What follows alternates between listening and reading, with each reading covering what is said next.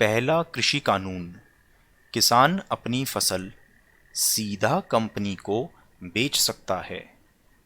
दूसरा कानून, कंपनी को फसल बेचने का कॉन्ट्रैक्ट फसल बोने से पहले किया जा सकता है, मतलब कॉन्ट्रैक्ट फार्मिंग।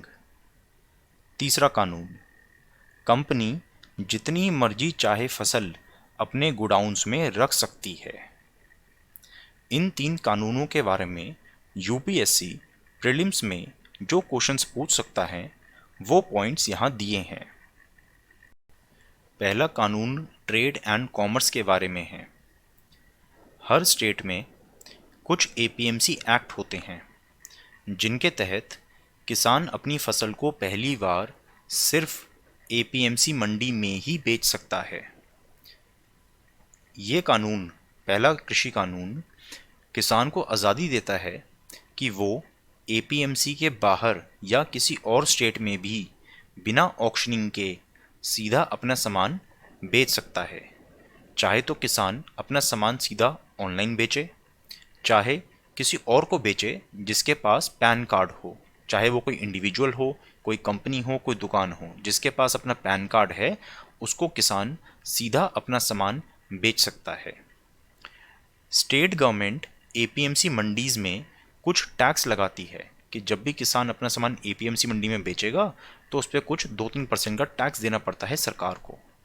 लेकिन ये कानून ये कहता है कि अगर किसान ने अपना सामान डायरेक्टली किसी और को बेचा है एपीएमसी से बाहर, तो स्टेट गवर्नमेंट उस सेल पे कोई टैक्स नहीं लगा सकती है। अगर कोई डिस्प्यूट होता है, अगर किसान ने अपना सामान किसी को बेचा है एंड उस ट्रांजैक्शन में कोई डिस्प्यूट हो जाए, तो फैसला कोर्ट नहीं करेगा, फैसला वहाँ का एसडीएम या एडीएम करेगा। ये कानून ना तो एपीएमसी को बंद करता है, ना ही एमएसपी सिस्टम को ख़त्म करता है। दूसरा कानून कॉन्ट्रैक्ट फार्मिंग के बारे में है। कई बार ऐसा होता है कि किसान जो फसल उगाता है उसे बेच नहीं पाता क्योंकि मार्केट में डिमांड नहीं होती है। अगर मार्केट में डिमांड होती भी है तो किसान को ठीक सा प्राइस नहीं मिल पाता है। जब किसान को ठीक से पैसे नहीं मिल पाते तो कई बार उसको सुसाइड तक करनी पड़ जाती है। इसका एक सल्यूशन है कॉन्ट्रैक्ट फार्मिंग। फार्मिंग करने से पहले ही किसान और एक कंपनी आपस में कॉन्ट्रैक्ट साइन कर लेंगे कि जो भी फसल उग के आएगी वो फसल कितनी क्वांटिटी में कितने प्राइस पे वो कंपनी इस किसान से खरीदेगी। ऐसा करने से किसान निश्चिंत रहेगा कि मैं जो खेतीबाड़ी करके फसल उगाऊंगा वो डेफिनेटली ये कंपनी एक तय रेट पे खरीदेगी ही खरीदेगी। ठीक है, तो डिमांड भी है और प्राइस भी है। ऐसे अग्रीमेंट्स मिनिमम, इस कानून के तहत ऐसे अग्रीमेंट्स मिनिमम एक क्रॉप सीजन और मैक्सिमम 5 साल के लिए हो सकते हैं। अग्रीमेंट में साफ साफ लिखा होना चाहिए कि प्राइस, कितने प्राइस पे समझौता हुआ है एंड उस प्राइस को कैसे कैलकुलेट किया गया। अगर कल को इस कॉन्ट्रैक्ट में कोई डिस्प्यूट आता है तो एक रेजोल्यूशन बोर्ड बनाया जाएगा जिसमें किसान और कंपनी दोनों की तरफ से कुछ रिप्रेजेंटेटिव्स होंगे। उस रेजोल्यूशन बोर्ड को 30 दिन में अपना फैसला देना होगा। अगर उसने फैसला नहीं दिया या संतुष्ट नहीं हुआ फैसले से तो आप एसडीएम के पास जा सकते हो, वरना डीएम के पास। फैसला कुछ भी हो, किसी की भी फेवर में हो, लेकिन एक बात तय है कि किसान से उसकी ज़मीन नहीं ली जा सकती है। ये बात इस कानून में लिखी है।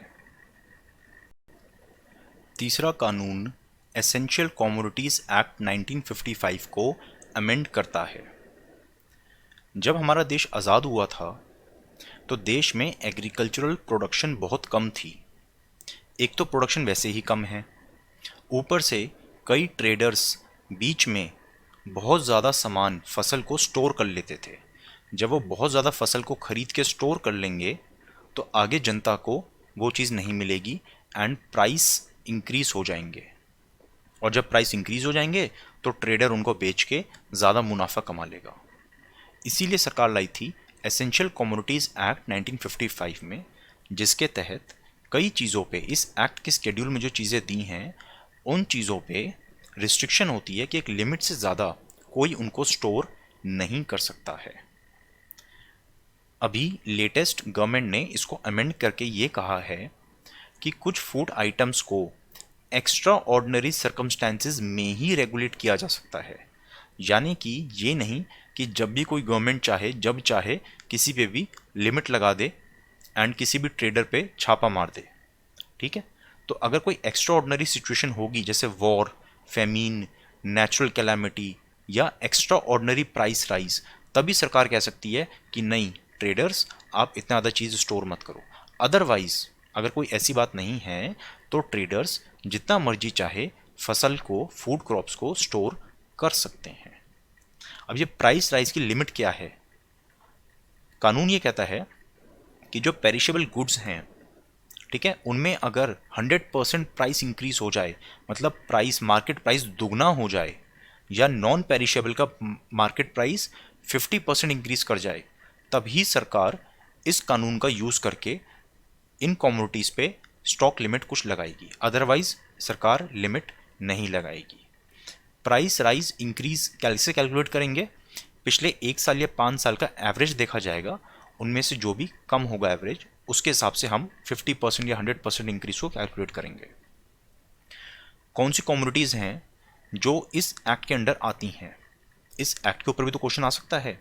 तो इस एक्ट के अंदर जो कमोडिटीज़ आती हैं वो हैं, पहले खाने की चीज़ें, यानी कि खाना बनाने के लिए, फसल उगाने के लिए सीड्स चाहिए, फर्टिलाइजर्स चाहिए एंड जो फसल उगी, तो सीड्स, फर्टिलाइज़र, फूड आइटम्स। ये मैं आपको बता रहा हूँ एसेंशियल कमोडिटीज़ एक्ट 1955 के बारे में। ठीक है, कि इस एक्ट में कौन कौन से आइटम्स आते हैं। Seeds, fertiliser, food items. रोटी हो गया। अब कपड़ा, कपड़े में jute and cotton, hank yarn. And तीसरा पेट्रोलियम प्रोडक्ट्स एंड दवाइयाँ। ठीक है, मास्क और सैनिटाइज़र पिछले साल कुछ टाइम के लिए एसेंशियल कमोडिटीज़ एक्ट में लाए गए थे, अब उनको इस एक्ट से हटा दिया गया है। अब सवाल ये है कि इस एक्ट का, ये एक्ट सरकार कृषि कानूनों के साथ क्यों लाई है बाकी 2 कानूनों के साथ? उसका रीज़न ये है कि जब कॉन्ट्रैक्ट फार्मिंग करके किसान ने अपना सामान, अपनी फसल बेची किसी बड़ी कंपनी को, तो उस कंपनी को ऑब्वियसली वो सामान स्टोर करना पड़ेगा ना। जब बड़ी कंपनी ने बड़ी फसल, बहुत ज़्यादा फसल खरीदी है, तो उसको स्टोर भी करना पड़ेगा। ऐसा ना हो जाए कि कंपनी ने वो सामान स्टोर किया एंड फिर स्टेट गवर्नमेंट उसको परेशान करे कि तुमने इतना सारा कैसे स्टोर कर लिया, you are violating this law. इसलिए ये लॉ लाया गया है कि कंपनीज या कोई भी ट्रेडर फसल को जितना मर्जी चाहे स्टोर करे, सरकार उसमें कुछ नहीं बोलेगी। एक बार शॉर्ट में देख लेते हैं कि सरकार ये कानून क्यों लाई हैं। देखो, खेती बाड़ी करना कोई आसान काम नहीं है। Farming is dependent on whether. मान लो मौसम ने पूरा साथ दिया, किस्मत ने पूरा साथ दिया, तब भी किसान की रेगुलर इनकम नहीं होती है। जब फसल तैयार होगी तभी तो किसान उसको बेच पाएगा। तो साल में 1 या 2 मौका ही मिलता है किसान को कुछ इनकम करने का फसल बेच के।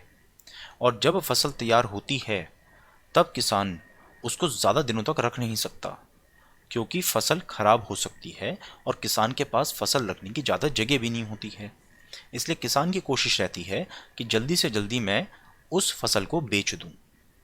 और इस जल्दबाजी में कई बार किसान के साथ फ्रॉड हो जाता है, क्योंकि किसान अपनी फसल जिसको बेचता है वो होता है या तो कोई बड़ा फार्मर, कोई बड़ा ट्रेडर या कोई मनी लेंडर। और ये लोग पैसे से भी पावरफुल होते हैं एंड अपने कनेक्शंस में भी पावरफुल होते हैं। इनको पता होता है कि किसान की मजबूरी है, वो अपनी फसल जल्दी बेचना चाहता है।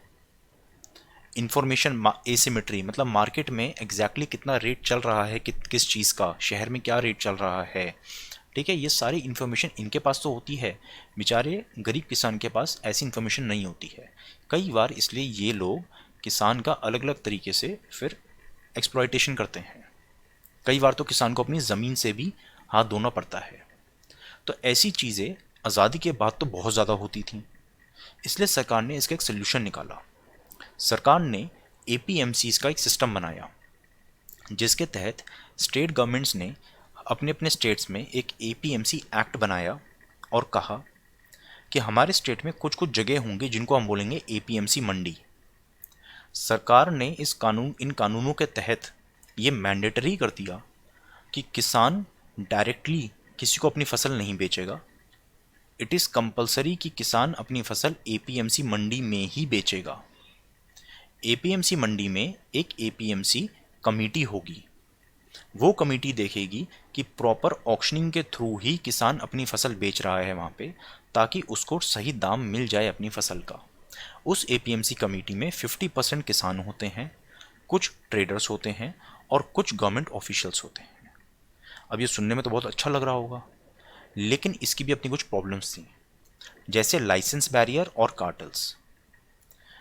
एक किसान, मान लो ये किसान है, ये एपीएमसी मंडी में गया अपना सामान बेचने के लिए, एंड आगे 10 ट्रेडर्स खड़े हैं जो कि ऑक्शनिंग के थ्रू इसका सामान खरीदने को तैयार हैं। लेकिन यहाँ पे ये जो 10 ट्रेडर्स हैं एपीएमसी में आके ये सामान खरीद पाए, उसके लिए इन ट्रेडर्स को पहले एपीएमसी कमेटी से लाइसेंस लेना पड़ा। एंड कई बार ज़्यादा लोगों को ये लाइसेंस नहीं दिया जाता था, सिर्फ कुछ ही लोगों को लाइसेंस दिया जाता था। क्यों? क्योंकि वो लोग फिर आपस में मिलकर कार्टेल फॉर्म करते थे। वो लोग पहले ही डिसाइड कर लेते थे कि जब वो किसान सामान बेचने आएगा तो इससे ज़्यादा बोली कोई नहीं लगाएगा, फिर मजबूरी में उसको सस्ते में सामान बेचना ही पड़ेगा। तो ऐसी प्रॉब्लम से निपटने के लिए सरकार ने एक और तरकीब सोची।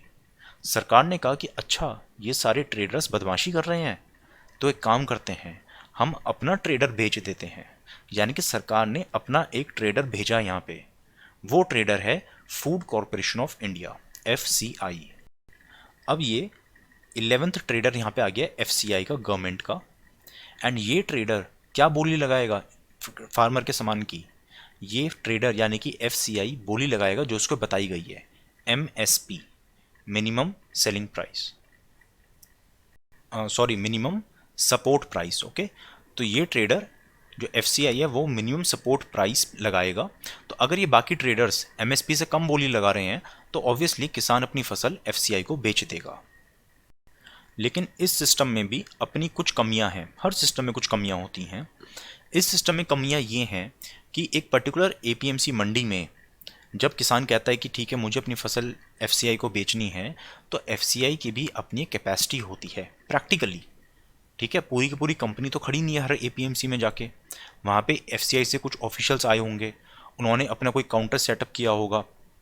वहाँ पे कई बार वेटिंग टाइम बहुत ज़्यादा होता है। आपने कई बार अखबार में देखा होगा कि किसान हफ्ते भर तक APMC के बाहर खड़े हैं ट्रैक्टर में अपना सामान लेके बेचने के लिए। तो FCI कोई मना नहीं कर रहा है खरीदने के लिए सामान, लेकिन कह रहा है खरीद रहे हैं, प्रोसेस है, टाइम लगता है, वेट करो। उस चक्कर में किसान की फसल खराब होनी शुरू हो जाती है। उसको डर लगता है कि बारिश ना आ जाए, कोई मेरी फसल चुरा ना ले। ठीक है, तो किसान की टेंशन और बढ़ जाती है। तो इसकी वजह से कई बार किसान अपनी फसल MSP पे FCI को नहीं बेच पाता है। इनफैक्ट कुछ गवर्नमेंट रिपोर्ट्स भी कहती हैं कि हमारे देश में मुश्किल से 5%, ओनली 5% किसान हैं जो अपना सामान FCI को बेच पाते हैं। तो बाकी किसानों को क्या होता है फिर? देखो, मान लो एक किसान 6-7 दिनों से FCI के बाहर, APMC के बाहर खड़ा हुआ है फसल बेचने के लिए, वो नहीं बेच पा रहा। एंड MSP है लेटस से 2000 रुपये। ठीक है, किसी चीज़ का MSP है लेटस से, एज्यूम कर लो गेहूं का MSP 2000 रुपये है। ये किसान गेहूं लेके आया है बेचने के लिए FCI को, लेकिन बेच नहीं पा रहा है, बहुत टाइम से खड़ा हुआ है यहाँ पे। तो होगा क्या कि जो बड़ा ट्रेडर होता है, ठीक है, जिसकी अंदर FCI से साठगांठ होती है, वो इसके पास आएगा। वो ट्रेडर उसको बोलेगा देख भाई, कोई भरोसा नहीं कि FCI कब तक तेरा सामान खरीदे, तब तक हो सकता है तेरा सामान ख़राब हो जाए। तो मैं तेरे को 1800 रुपये, 1800 रुपीज़ ऑफ़र कर रहा हूँ, तू कैश ले ले हाथ की हाथ और अपना सामान मुझे दे दे। तो बड़े ट्रेडर ने इसको 1800 रुपये दिए। 1800 रुपये क्यों दिए? बिकॉज ये MSP के रेफरेंस में देख रहे हैं कि अगर सरकार 2000 रुपये दे रही है तो ये कहता भी 200 रुपये कम दे दे, सस्ते में दे दे। ठीक है, रिस्पॉन्सिबिलिटी मेरी कि आगे जो मर्जी करूँ सामान का।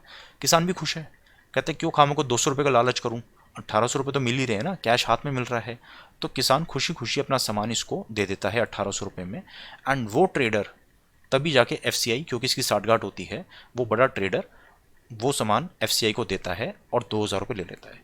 तो ट्रेडर ने 200 रुपये खड़े खड़े ऐसी कमा लिए। तो ऐसे बहुत सारे तरीके हैं यहाँ पे भी घपलेबाजी के, और भी बहुत सारे तरीके होते हैं।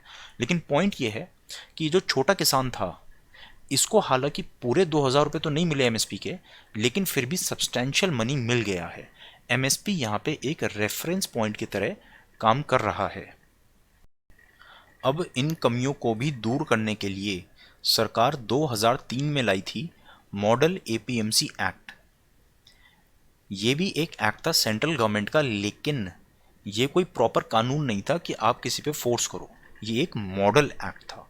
मॉडल एक्ट मतलब सेंट्रल गवर्नमेंट ने ये एक्ट बना के स्टेट गवर्नमेंट्स को बोला कि देखो, आप अपने अपने स्टेट्स में एपीएमसीज में सुधार लाओ। हमने एक मॉडल एक्ट बनाया है, आप इस एक्ट को एज इट इज़ या अपने स्टेट के हिसाब से थोड़ा बहुत मॉडिफाई करके अपने स्टेट में लाओ, ताकि एपीएमसीज की जो कमियां हैं वो दूर हो जाएं। मेनली ये एक्ट क्या कहता था? मेनली ये एक्ट यही कहता था कि फार्मर्स को अलाउ करो कि वो एपीएमसी से बाहर भी जिस मर्जी को चाहें अपना सामान बेच सकें। कुछ सरकारों ने अपने यहाँ ये बदलाव लाए थे। जैसे कुछ स्टेट गवर्नमेंट्स ने कहा कि हम या तो एपीएमसी सिस्टम को ख़त्म कर रहे हैं, या हम फ्रूट्स वेजिटेबल्स, ठीक है, क्योंकि ये चीज़ें बड़ी जल्दी ख़राब हो जाती हैं, तो हम किसान को अलाउ कर रहे हैं कि वो इन चीज़ों को एपीएमसी के बाहर बेच दे। जैसे 2016 में देखो, 2016 में महाराष्ट्र ने कहा कि फ्रूट्स एंड वेजिटेबल्स जो हैं वो किसान एपीएमसी के बाहर बेच सकते हैं। यह है 2016 में। फिर 2018 में महाराष्ट्र गवर्नमेंट ने कहा कि किसान जो हैं वो एपीएमसी के बाहर जो मर्जी बेचें, गेहूं चावल जो मर्जी वो चाहें वो एपीएमसी के बाहर बेच सकते हैं। अब एक इम्पॉर्टेंट बात देखो, जो मैंने आपको बताया, जो एपीएमसी एक्ट है वो स्टेट गवर्नमेंट्स बनाती है, ठीक है। तो यानी कि हर स्टेट का अलग सिस्टम होता है। कई स्टेट्स में एपीएमसी नहीं होती हैं, कई स्टेट्स में एपीएमसी नाम के लिए होती हैं। जो एपीएमसी सिस्टम है, एपीएमसी एक्ट है कि किसान को वहीं पे बेचना है, ये कागज पे तो है ऐसा कोई कानून, बट प्रैक्टिकली कुछ होता नहीं है उसका इम्प्लीमेंटेशन। प्रैक्टिकली किसान जिस मर्जी को अपना सामान बेचता है और जो मर्जी उससे खरीद लेता है। इट इज़ ऑलमोस्ट फ्री, ठीक है। जो मर्जी जिस मर्जी को बेच रहा है, उसमें सरकार को कभी ये नहीं कहती कि हम एपीएमसी एक्ट को लागू कर रहे हैं, हम तुम्हें जेल में डाल रहे हैं, तुमने अपना सामान बाहर कैसे बेच दिया, ठीक है। तो एपीएमसी एक्ट कई जगहों पे है, बट इम्प्लीमेंट एक्चुअली वो बहुत ही कम जगहों पे होता है। ऑन पेपर हर जगह है लगभग, लेकिन प्रैक्टिकली कुछ ही जगहों पे है एपीएमसी एक्ट। तो स्टेट टू स्टेट वेरिएशंस बहुत ज़्यादा हैं। 2016 में केंद्र सरकार लाई थी e NAM, e electronic national agricultural market. APMC क्या है? एग्रीकल्चरल मार्केट्स हैं, ठीक है। तो ई नैम क्या हुआ? पूरे देश में बहुत सारे स्टेट्स हैं, ठीक है। हर स्टेट में कुछ एपीएमसीज होंगी। जैसे मान लो ये कोई स्टेट है, बहुत सारी ऐसे कुछ एपीएमसीज हैं, ठीक है। ऐसे हर स्टेट की अपनी कुछ कुछ एपीएमसीज होंगी। ई नैम क्या करता है? ई नैम इन सब मैक्सिमम एपीएमसीज को, ई नैम ने कोशिश करी कि मैक्सिमम एपीएमसीज को ऑल ओवर इंडिया हम आपस में जोड़ दें, आपस में इनको हम कनेक्ट कर दें इंटरनेट के थ्रू, आपस में सबको, ठीक है। उससे क्या फ़ायदा होगा? उससे फ़ायदा ये होगा कि अगर यहाँ पे कोई किसान बैठा है तो वो सीधा इंटरनेट खोल के देख लेगा कि देश की कौन कौन सी एपीएमसीज मंडीज़ में क्या क्या रेट चल रहा है। मैं अपना सामान सीधा दूसरे स्टेट में जाके बेच दूं थ्रू इंटरनेट, ठीक है। तो ई नैम वैसे तो बहुत बढ़िया चीज़ थी, इम्प्लीमेंट भी हुई थी, कई hundreds and thousands of APMCs इसके थ्रू कनेक्ट भी हुई थी, अभी भी हैं कनेक्टेड। लेकिन इसकी अपनी कुछ लिमिटेशंस हैं, जैसे कि स्टेट गवर्नमेंट्स को भी अपने अपने एपीएमसीज एक्ट में थोड़ी कंसेशंस देनी पड़ी, ताकि ये चीज़ जो है इंटर स्टेट ट्रेड एंड किसान आसानी से उनके दूसरी एपीएमसी में बेच सके, ठीक है, ये चीज़ अलाउ हो सके। तो यहाँ पे स्टेट्स के भी इन्वॉल्वमेंट ज़रूरी है। ये तीनों कृषि कानून किसान को एपीएमसी के चुंगल से आज़ादी देते हैं। किसान कहता है मुझे ये आज़ादी नहीं चाहिए। क्यों? क्योंकि किसान एपीएमसी के अंदर सेफ फील होता है। उसे पता है कि एपीएमसी के अंदर सारी खरीद बेच सरकार की निगरानी में हो रही है और फूड कॉरपोरेशन ऑफ इंडिया के थ्रू मार्केट में प्राइस भी तय हो जाते हैं। किसान को डर है कि एपीएमसी के बाहर फ्री मार्केट फोर्सेस उसका वैसा ही एक्सप्लॉयटेशन करेंगे जैसा प्री एपीएमसी डेज में हुआ करता था। किसान के इस डर को भगाने का एक सिंपल सा सल्यूशन है। किसान को बोलो कि वो एपीएमसी के बाहर ना जाए, क्योंकि सरकार एपीएमसी या एफसीआई को बंद तो कर नहीं रही है। तो किसान को बोलो कि वो हमेशा अपना सामान, अगर उसको डर है बाहर, तो वो बाहर ना जाए, अपना सामान एपीएमसी और एफसीआई को ही बेचे। एक ज़माना था जब हर थोड़ी दूर पे मोबाइल रिचार्ज शॉप्स हुआ करती थी। लोग वहाँ जाके मोबाइल रिचार्ज कराते थे। फिर पेटीएम आया। पेटीएम ने हर रिचार्ज पे 20 से 25% डिस्काउंट देना शुरू किया। लोग अपनी मर्जी से पेटीएम के पास गए। कुछ सालों के अंदर ये दुकानें टोटली बंद हो गईं। पेटीएम ने भी इन दुकानों के बंद होते ही अपना डिस्काउंट देना बंद कर दिया। आज भी आपको कुछ ऐसी दुकानें खुल दिखेंगी, बट उनका रेवेन्यू मोबाइल रिचार्ज से ना के बराबर होता है, क्योंकि पेटीएम की अब मोनोपोली है। किसानों के साथ भी कुछ ऐसा ही होगा। किसानों को एमएसपी से ज़्यादा रेट कॉरपोरेट्स देंगे। जैसे यहाँ पे पेटीएम आपको मुनाफा करवा रहा था, वैसे ही ये कॉरपोरेट्स किसान का कुछ साल बहुत बढ़िया मुनाफा करवाएंगे। किसान अपनी मर्जी से इनके पास जाएगा, क्योंकि ये लोग एमएसपी से ज़्यादा रेट देंगे। एपीएमसी अपने आप बंद हो जाएंगी, यानी कि सरकार एपीएमसी को बंद नहीं करेगी, कॉरपोरेट्स बंद नहीं करेंगे। किसान अपनी मर्जी से एपीएमसी जाना छोड़ेंगे एंड अपने आप एपीएमसीज बंद हो जाएंगी। ये कॉरपोरेट्स, क्या इतना पैसा है इनके पास कि ये किसानों को एमएसपी से ज़्यादा रेट दे सकें, वो भी कंसिस्टेंटली कई सालों तक? बिल्कुल है। कोई भी सप्लाई चेन कैसी होती है? प्रोडक्शन हुई, प्रोडक्शन के बाद पहली प्रोडक्शन बिकी एपीएमसी में, उसके बाद अलग अलग ट्रेडर्स के पास होते हुए सामान आपको मिला। जब एक ही कंपनी ये काम करती है तो उससे सप्लाई चेन एफिशिएंट हो जाती है, जो कि बहुत अच्छी बात है। एंड क्योंकि यहाँ पे हर ट्रेडर अपना थोड़ा थोड़ा प्रॉफिट कमाता था यहाँ पे, और वो सिस्टम थोड़ा इनएफिशिएंट भी होता था। बड़ी कंपनी अपनी बड़ी टेक्नोलॉजी लाएगी, बीच में कोई मिडिलमैन नहीं है, इसलिए ये किसान को ज़्यादा अच्छे रेट दे पाएगी एंड कंज्यूमर को कम प्राइस में सामान दे पाएगी। यानी कि किसान का फ़ायदा, किसान को ज़्यादा पैसे मिल गए, एंड कंज्यूमर का फ़ायदा, कंज्यूमर को वो सामान सस्ते में मिल गया। तो ये विन विन सिचुएशन है सबके लिए। इस केस में इन लॉज के आने से इसीलिए काफ़ी सारे ट्रेडर्स बहुत हल्ला मचा रहे हैं, जो कि स्वाभाविक है। किसी की नौकरी जाएगी तो वो लोग शोर मचाएंगे, वो बहुत नेचुरल सी बात है। पॉइंट ये है कि ये जो बड़ी कंपनीज़ हैं ये कब तक ऐसा करेंगी? ये ऑब्वियसली तब तक ऐसा करेंगी जब तक एपीएमसी बंद नहीं हो जाती। जब एपीएमसी बंद हो जाएंगी कोई हल्ला नहीं मचाएगा। उसके बाद ये लोग क्या करेंगे ये किसी को नहीं पता। उसके बाद भी क्या ये कंटिन्यू करेंगे सस्ते में सामान देना, या ये अपने रेट्स बढ़ा देंगे? जैसे पेटीएम अब डिस्काउंट नहीं देता, तो हो सकता है उसके बाद ये बड़े रिटेलर्स भी एमएसपी से ज़्यादा रेट, एपीएमसी से ज़्यादा रेट, एमएसपी से ज़्यादा रेट देना बंद कर दें। जब एपीएमसी बंद हो जाएंगी तो शायद ये रिटेलर्स फिर एमएसपी से भी कम दाम पे किसान को देंगे, एंड उस समय चीज़ को रिवाइव करना, एपीएमसी जैसी, एमएसपी जैसी चीज़ों को रिवाइव करना बड़ा मुश्किल हो जाएगा। यही रीज़न है जो किसान डिमांड कर रहे हैं ना, कि जो एमएसपी है उसकी हमें लीगल गारंटी दो, एक कानून लाओ जिसमें लिखा हो साफ साफ कि देश में कोई सेल एमएसपी से कम पे नहीं होगी।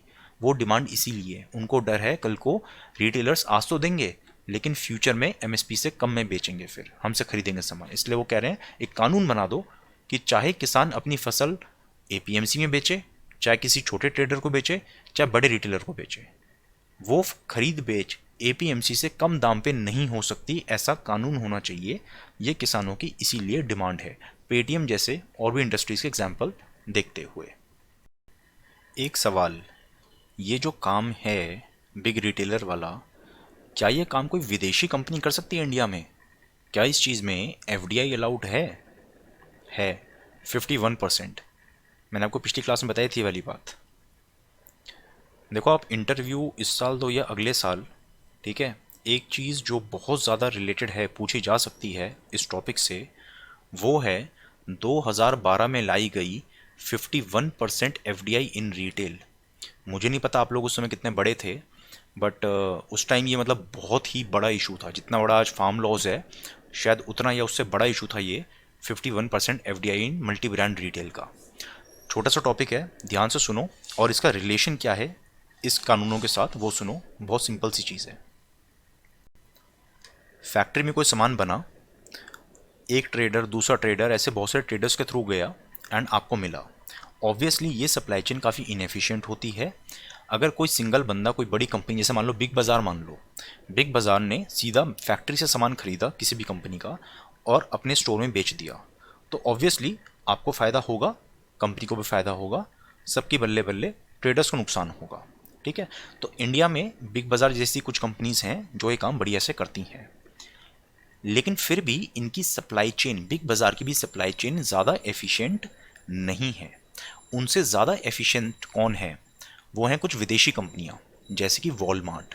अगर वॉलमार्ट इंडिया में आ जाए तो यही काम बिग बाज़ार से बहुत बेटर तरीके से कर सकती है। हम अभी फैक्ट्रीज़ की बात कर रहे हैं, ठीक है, क्योंकि सप्लाई चेन मैनेजमेंट में वॉलमार्ट जैसी कंपनीज का कोई मुकाबला नहीं है। 2012 में इसलिए सेंट्रल गवर्नमेंट लाई थी 51% एफडीआई इन रिटेल, यानी कि ये काम जो है फैक्ट्री से माल खरीद के सीधा कंज्यूमर को बेचने वाला काम बड़ी बड़ी विदेशी कंपनियां कर सकें, वो इंडिया में इन्वेस्ट करें, इससे सप्लाई चेन बेटर होगी। सप्लाई चेन बेटर होने से एफिशिएंसी आती है सिस्टम के अंदर, जो कि अच्छी चीज़ है। इस चीज़ में बुरी बात क्या है? बुरी बात है कि ये कंपनी, जैसे मैंने पहले समझाया, ये ट्रेड को मोनोपोलाइज कर सकती हैं and then they will dictate the price. जैसे 2012 में वेंकैया नायडू जी ने कहा था कि ये जो बड़े रिटेलर्स हैं, विदेशी कंपनियां जो आएंगी, ये ट्रेड को मोनोपोलाइज करेंगी and then they will dictate the price, right.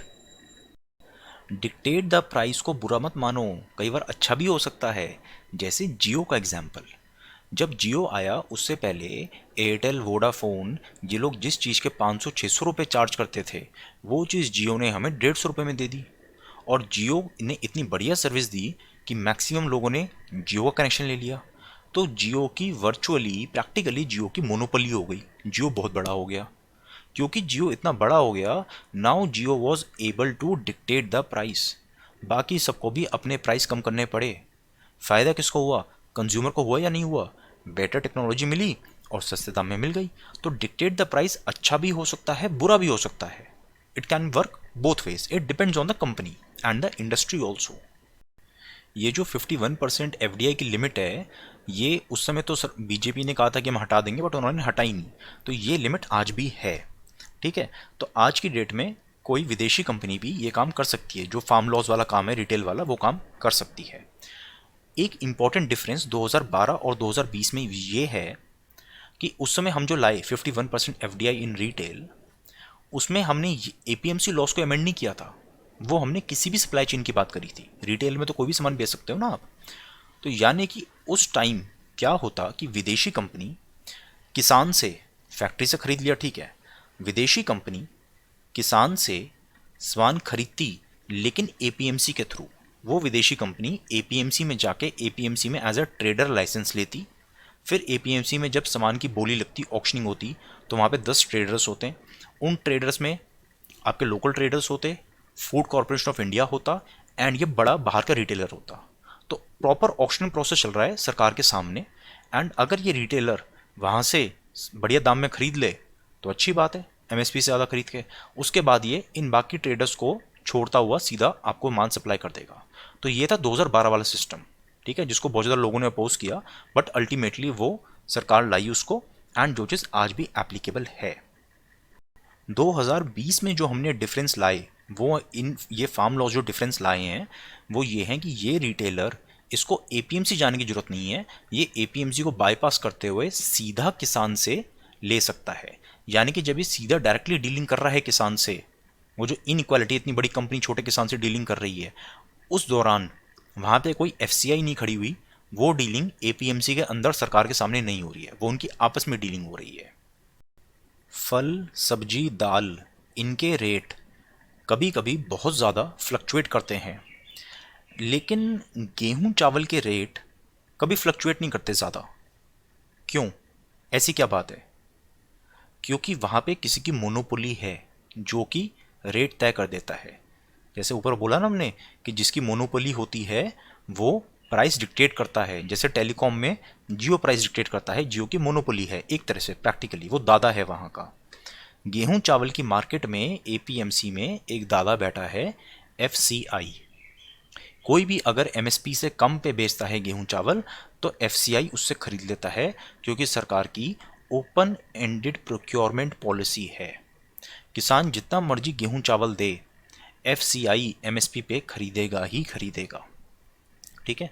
तो सप्लाई चेन में एंटर होते वक्त एपीएमसी में, ठीक है, जब बोली लगती है, ऑक्शनिंग होती है, और वहाँ पे बड़ा ट्रेडर बैठा है एफसीआई नाम का, इसलिए वहाँ पे गेहूं चावल का रेट तय हो गया।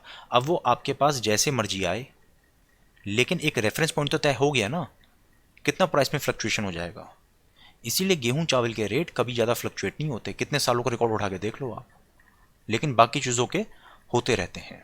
तो that is the power of MSP and the power of monopoly. जो बड़ा ट्रेडर होता है वो कैसे प्राइस डिक्टेट करता है।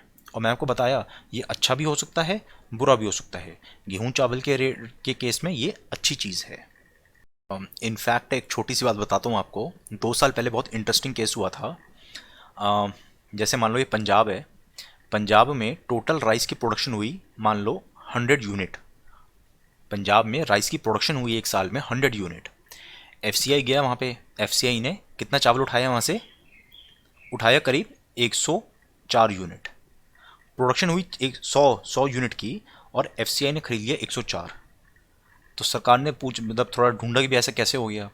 तो वन ऑफ द रीजंस जो पता चला वो ये था कि बिहार से किसान, पंजाब के ट्रेडर्स ने बिहार से चावल ले आए और यहाँ पे एफसीआई को बेच दिया, ऑब्वियसली ये कह के कि ये तो हमने उगाया है।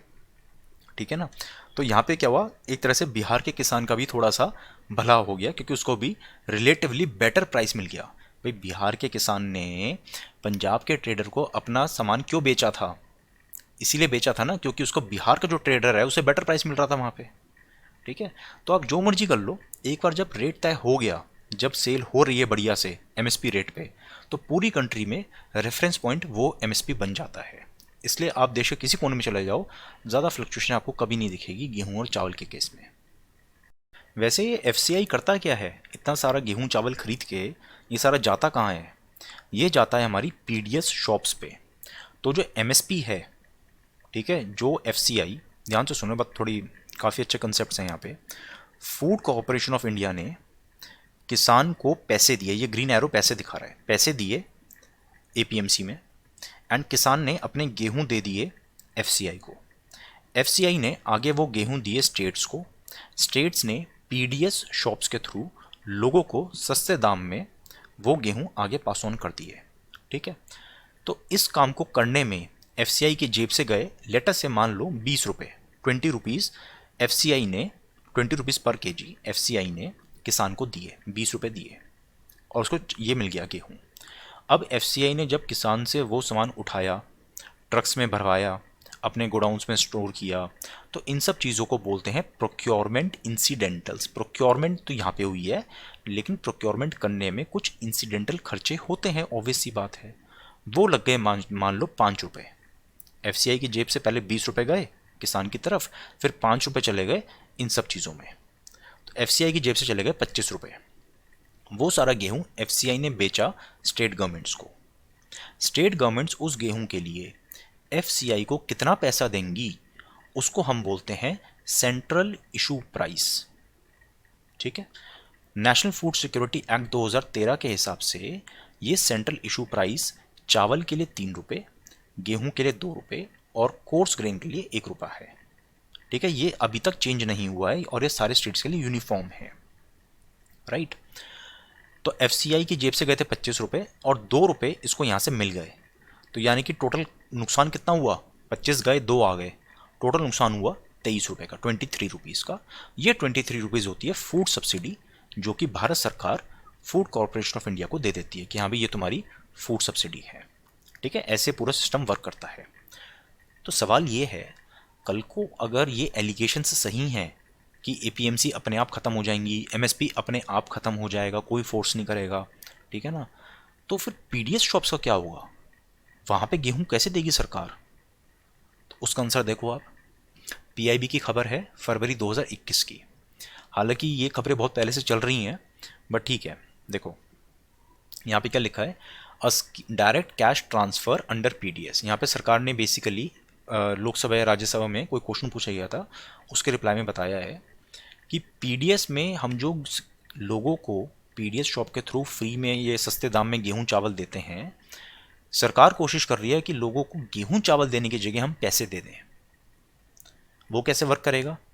सरकार भारत सरकार लोगों को बोलेगी कि तुम ओपन मार्केट में जाके गेहूं खरीद लो। ओपन मार्केट में लेटेस्ट से तुम्हें गेहूं मिला 30 रुपीज़ किलो, ठीक है, हम तुम्हें दे रहे थे पहले 2 रुपये किलो में, तो तुम्हारी जेब से 28 रुपीज़ ज़्यादा लग गए ना, कोई बात नहीं, हम तुम्हें 28 रुपीज़ तुम्हारे बैंक अकाउंट में डाल देते हैं, ठीक है ना। और जो हर महीने कितना मिलता है, मेरे ख्याल से कुछ 30-35 किलो जो भी होता है, ठीक है ना, मल्टीप्लाई कर लो, तो जो पैसे हैं, जो डिफरेंस है वो हम तुम्हें दे देंगे। तुम बाजार से खरीदो, बाजार के रेट पे जो डिफरेंस है पैसों का वो हम तुम्हें पैसे भेज देंगे, हम तुम्हें गेहूं चावल कुछ नहीं दे रहे। तो पीडीएस सिस्टम के थ्रू फिर गेहूं चावल बिकने भी बंद हो जाएंगे। ऐसी स्कीम ऑलरेडी भारत सरकार चला रही है पिछले 5-6 सालों से, ठीक है, पायलट प्रोजेक्ट पे चल रहा है। कोई भी स्कीम इंडिया में होती है पहले पायलट बेसिस पे कुछ जगहों पे चलाई जाती है, बाद में उसको धीरे धीरे और जगहों पे इंक्रीज किया जाता है, ठीक है। तो 2013 का जो एक्ट था एनएफएसए, उसी के अंडर सरकार ने 2015 में कुछ रूल्स बनाए थे, एंड उन्हीं रूल्स के अंडर ये जो सिस्टम है direct cash transfer instead of PDS, ये एक्सपेरिमेंट किया जा रहा है। पीडीएस, आपको पीडीएस की हिस्ट्री पढ़नी हो तो वो हमने पॉलिटी की क्लास में डिस्कस किया था on page number 44। Food corporation of India के ऊपर देखो 2019 का question, economic cost of food grains to FCI is MSP and any bonus paid to the farmer plus what. क्या क्वेश्चन है यहाँ पे, ध्यान से देखो, ये पूछ रहा है इकोनॉमिक कॉस्ट क्या है। देखो मैंने बताया फूड सब्सिडी, इकोनॉमिक कॉस्ट क्या थी, ये जो यहाँ पे प्रोक्योरमेंट इंसिडेंटल्स में दिए पैसे एंड एमएसपी में दिए, minus the CIP central issue price. FCI की जेब से जो पैसे निकले उसको हमने बोल दिया इकोनॉमिक कॉस्ट, ठीक है। जो पैसे निकले वो इकोनॉमिक कॉस्ट, और जो पैसे आ गए वो मान लो सीआईपी, जो डिफरेंस हुआ वो हो गई फूड सब्सिडी। क्वेश्चन हमारा इकोनॉमिक कॉस्ट के बारे में है, यानी आपको ये सोचना है कि एफसीआई का खर्चा कहाँ कहाँ होता है। तो एफसीआई एमएसपी देता है किसानों को, और हो सकता है कुछ बोनस भी हो साथ में, ठीक है। फिर उसको प्रोक्योरमेंट के दौरान जो कुछ प्रोक्योरमेंट इंसिडेंटल्स होते हैं वो ऐड करोगे, एंड डिस्ट्रीब्यूशन कॉस्ट एफसीआई ने स्टेट्स को दी, खरीदने के बाद, यहाँ से लेने के बाद एफसीआई ने वो डिस्ट्रीब्यूट किया स्टेट्स को, तो वो डिस्ट्रीब्यूशन कॉस्ट भी इसमें इंक्लूड होगी, ठीक है। तो हमने बोल दिया कि ये इकोनॉमिक कॉस्ट हो गई एफसीआई के खर्चे, यानी कि MSP, procurement incidentals and the distribution cost. Food corporation of India एक स्टैट्यूटरी बॉडी है under FCI act 1964। It comes under ministry of consumer affairs, food and public distribution. इसका ऑब्जेक्टिव क्या है? एफसीआई के मेनली 3 ऑब्जेक्टिव्स हैं। पहला है to give price support to the farmers, दूसरा है पीडीएस के लिए ग्रेन्स इकट्ठे करना, एंड तीसरा है देश की फूड सिक्योरिटी। कल को मान लो 2 साल के लिए मॉनसून फेल हो जाए तो ऐसा ना हो कि हमारे पास अनाज ना हो, तो उसके लिए काफ़ी ज़्यादा बफर स्टॉक मेंटेन करके रखता है।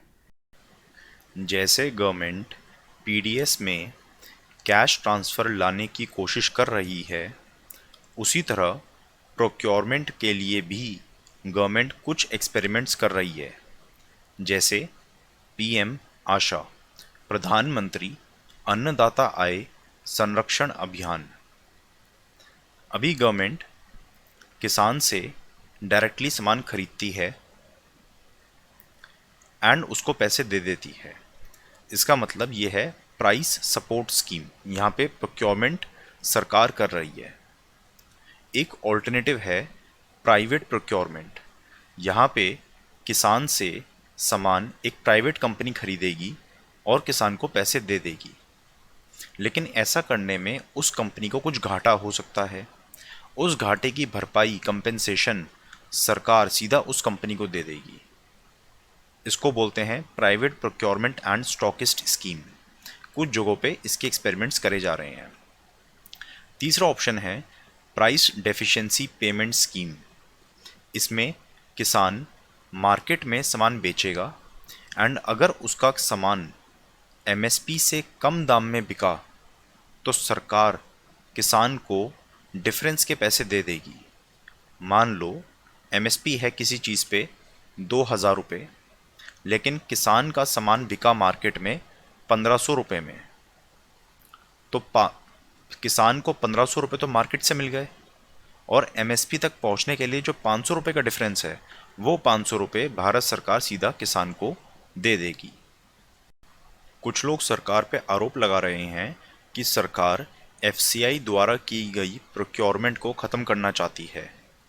दूसरी तरफ एफसीआई रिकॉर्ड प्रोक्योरमेंट कर रही है। ऐसा क्यों? उसका रीज़न है ओपन एंडेड प्रोक्योरमेंट पॉलिसी। देखो, ये एफसीआई की वेबसाइट से है। यहाँ पे लिखा है कि गेहूं और चावल में FCI open ended procurement policy follow करती है। मतलब जो भी फूड ग्रेन्स किसान एफसीआई को ऑफ़र करता है, वो एफसीआई खरीद लेती है एट एमएसपी। चाहे एफसीआई पे वो एक्स्ट्रा हो, चाहे जितनी पीडीएस की रिक्वायरमेंट है, जितनी बफर स्टॉक बनाने की रिक्वायरमेंट है, अगर वो रिक्वायरमेंट पूरी हो चुकी है, एफसीआई को और फूड ग्रेन्स नहीं चाहिए, तब भी एफसीआई फूड ग्रेन्स खरीद लेगी जब तक किसान ऑफर करते रहेंगे। इसको कहते हैं ओपन एंडेड प्रोक्योरमेंट पॉलिसी। 2004 का क्वेश्चन देखो, पहला सेंटेंस कहता है कि हम ओपन एंडेड पॉलिसी नहीं फॉलो करते, हम टारगेट फॉलो करते हैं कि हमें इतना ही किलो प्रोक्योर करना है। तो यानी कि पहला स्टेटमेंट गलत है। दूसरा स्टेटमेंट, एमएसपी सिर्फ सीरियल्स के लिए होता है। नहीं, एमएसपी ऑयल सीड्स के लिए भी होता है, पल्सेस के लिए भी होता है, इसलिए दूसरी स्टेटमेंट गलत। तीसरी statement, under targeted PDS wheat and rice का सेंट्रल इशू प्राइस यूनिफॉर्म होता है सभी स्टेट्स के लिए। बिल्कुल जैसा मैंने आपको ऊपर समझाया था। तो only option 3 is correct. Procurement के दौरान किसान को कितना एमएसपी दिया जाएगा, ये कैसे तय होता है? Commission for Agricultural Cost and prices CACP ये सब कैलकुलेट करता है और रिकमेंडेशन भेजता है cabinet Committee on Economic affairs को। ये कैबिनेट कमेटी फाइनली एमएसपी पे डिसीजन लेती है। एमएसपी कैलकुलेट करने के लिए ये जानना बहुत ज़रूरी है कि किसान का खर्चा कितना हुआ है। किसान का खर्चा कितना हुआ है ये कैलकुलेट करने के 3 तरीके होते हैं, A2, A2 plus FL and C2। A2 मतलब एक्चुअल। एक्चुअल मतलब कि किसान की जेब से एक्चुअली कितने पैसे गए। किसान ने बीज खरीदे, फर्टिलाइज़र खरीदे, बैंक से लिए गए लोन पे इंटरेस्ट चुकाया, ये एक्चुअल खर्चे हैं जो किसान की जेब से हुए। इसको हम बोलते हैं A2। A2 प्लस FL, मान लो एक किसान एक साल एक क्रॉप सीज़न में खेतीबाड़ी करके 1 लाख रुपए कमाता है। किसान के घर में 2 लोग और हैं, वो दोनों लोग किसी और के खेत में जाके फार्म लेबर देते हैं, जिनसे उनको कुछ आमदनी होती है, लेटस से 20,000 रुपीज़ की। अब ये किसान अपने घर के दोनों लोगों को बोलता है कि जब हमारे ही घर में खेत है तो तुम दूसरों के खेत पे जाके काम क्यों करते हो, यहीं पे काम करो। तो वो दोनों किसान के ही अपने ही घर के खेत पे काम करेंगे। लेकिन ऐसा करने से इस फैमिली लेबर से नुकसान ये हुआ कि ये दूसरे के खेत पे जाके जो काम कर रहे थे, उससे उनको जो आमदनी हो रही थी 20,000 रुपीज़ की, वो अब नहीं हो पाएगी। तो जब फैमिली लेबर किसान के साथ खेत पे काम करती है तो ये एक्स्ट्रा इनकम नहीं हो पाती है। तो अगर आप इस एक्स्ट्रा इनकम को भी किसान की कॉस्ट में, ये जो एक्चुअल कॉस्ट तो हुई थी, उसमें इस एक्स्ट्रा इनकम का जो लॉस हो गया फैमिली लेबर के काम करने से, उस लॉस को भी ऐड कर दोगे तो हो जाएगी A2 प्लस FL। और ऐसा करना बिल्कुल ठीक है, क्योंकि आप ये देखो कि जब ये दोनों लोग बाहर जाके काम कर रहे थे तो इस फैमिली की टोटल इनकम हुई 1 लाख प्लस 20,000, 1,20,000। लेकिन जब ये दोनों यहीं पे काम कर रहे हैं तो फैमिली की टोटल इनकम कितनी हुई? 1 लाख रुपए।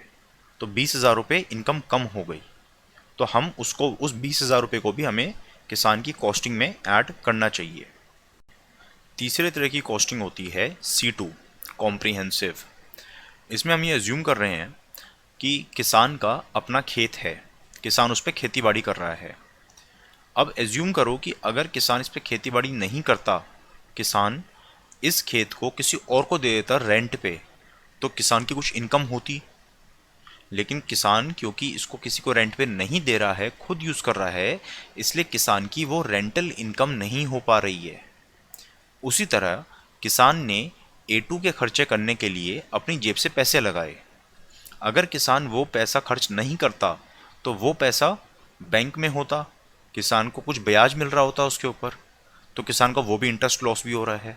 तो अगर आप इन एज्यूम्ड खर्चों को भी A2 प्लस FL में ऐड कर दोगे तो बन जाएगी वो C2 यानी कि कॉम्प्रिहेंसिव कॉस्ट। तो ये थे 3 तरीके किसान की कॉस्ट कैलकुलेट करने के। भारत सरकार ये कहती है कि हम जब MSP अनाउंस करते हैं तो हम ये इंश्योर करते हैं कि किसान को A2 प्लस FL के ऊपर एटलीस्ट 50% MSP मिल जाए। सरकार ये कहती है कि अगर किसान का A2 प्लस FL खर्चा आया 100 रुपये तो हमारा MSP एटलीस्ट 150 रुपये है। किसानों की डिमांड और MS स्वामीनाथन ने ये कहा है कि सरकार को A2 प्लस FL नहीं बल्कि C2 कंसिडर करना चाहिए। यानी कि अगर C2 में किसान C2 के हिसाब से किसान का खर्चा आता है 120 रुपये, तो सरकार को उसके ऊपर 50% यानी कि 180 रुपीज़, एटलीस्ट 180 रुपीज़ का MSP रखना चाहिए। प्रीवियस ईयर क्वेश्चन, CACP जब MSP कैलकुलेट करती है तो उसके क्या ऑब्जेक्टिव्स होते हैं। एक ऑब्जेक्टिव होता है कि फार्मर को एक मीनिंगफुल रियल इनकम मिले। दूसरा ऑब्जेक्टिव होता है कि कंज्यूमर्स को एसेंशियल कमोडिटीज़ रीजनेबल रेट पे मिलें।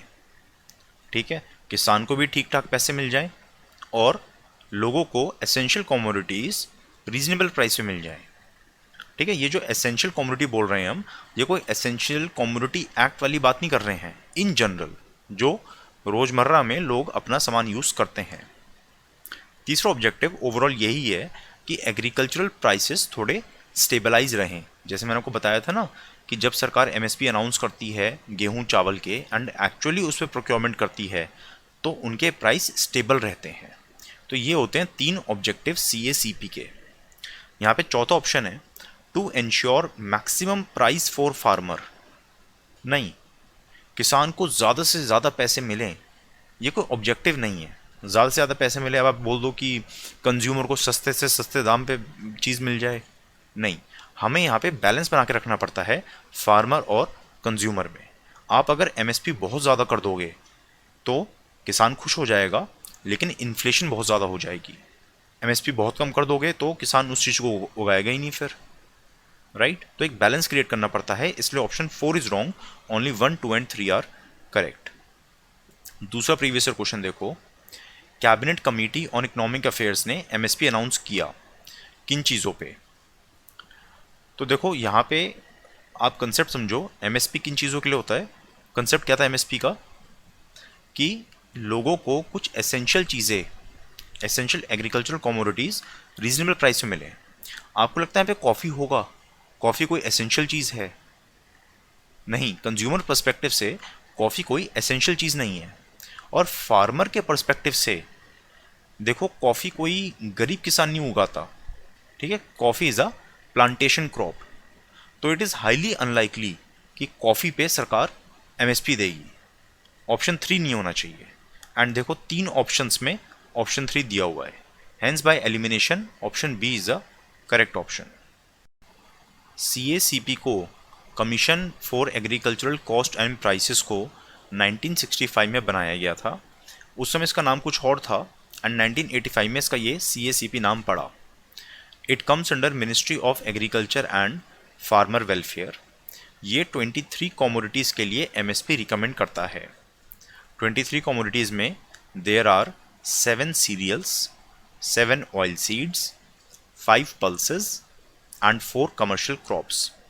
आप चाहो तो इनके नाम याद कर लो, चाहो तो मत करो, बस एक बार रीडिंग मार लो, ठीक है।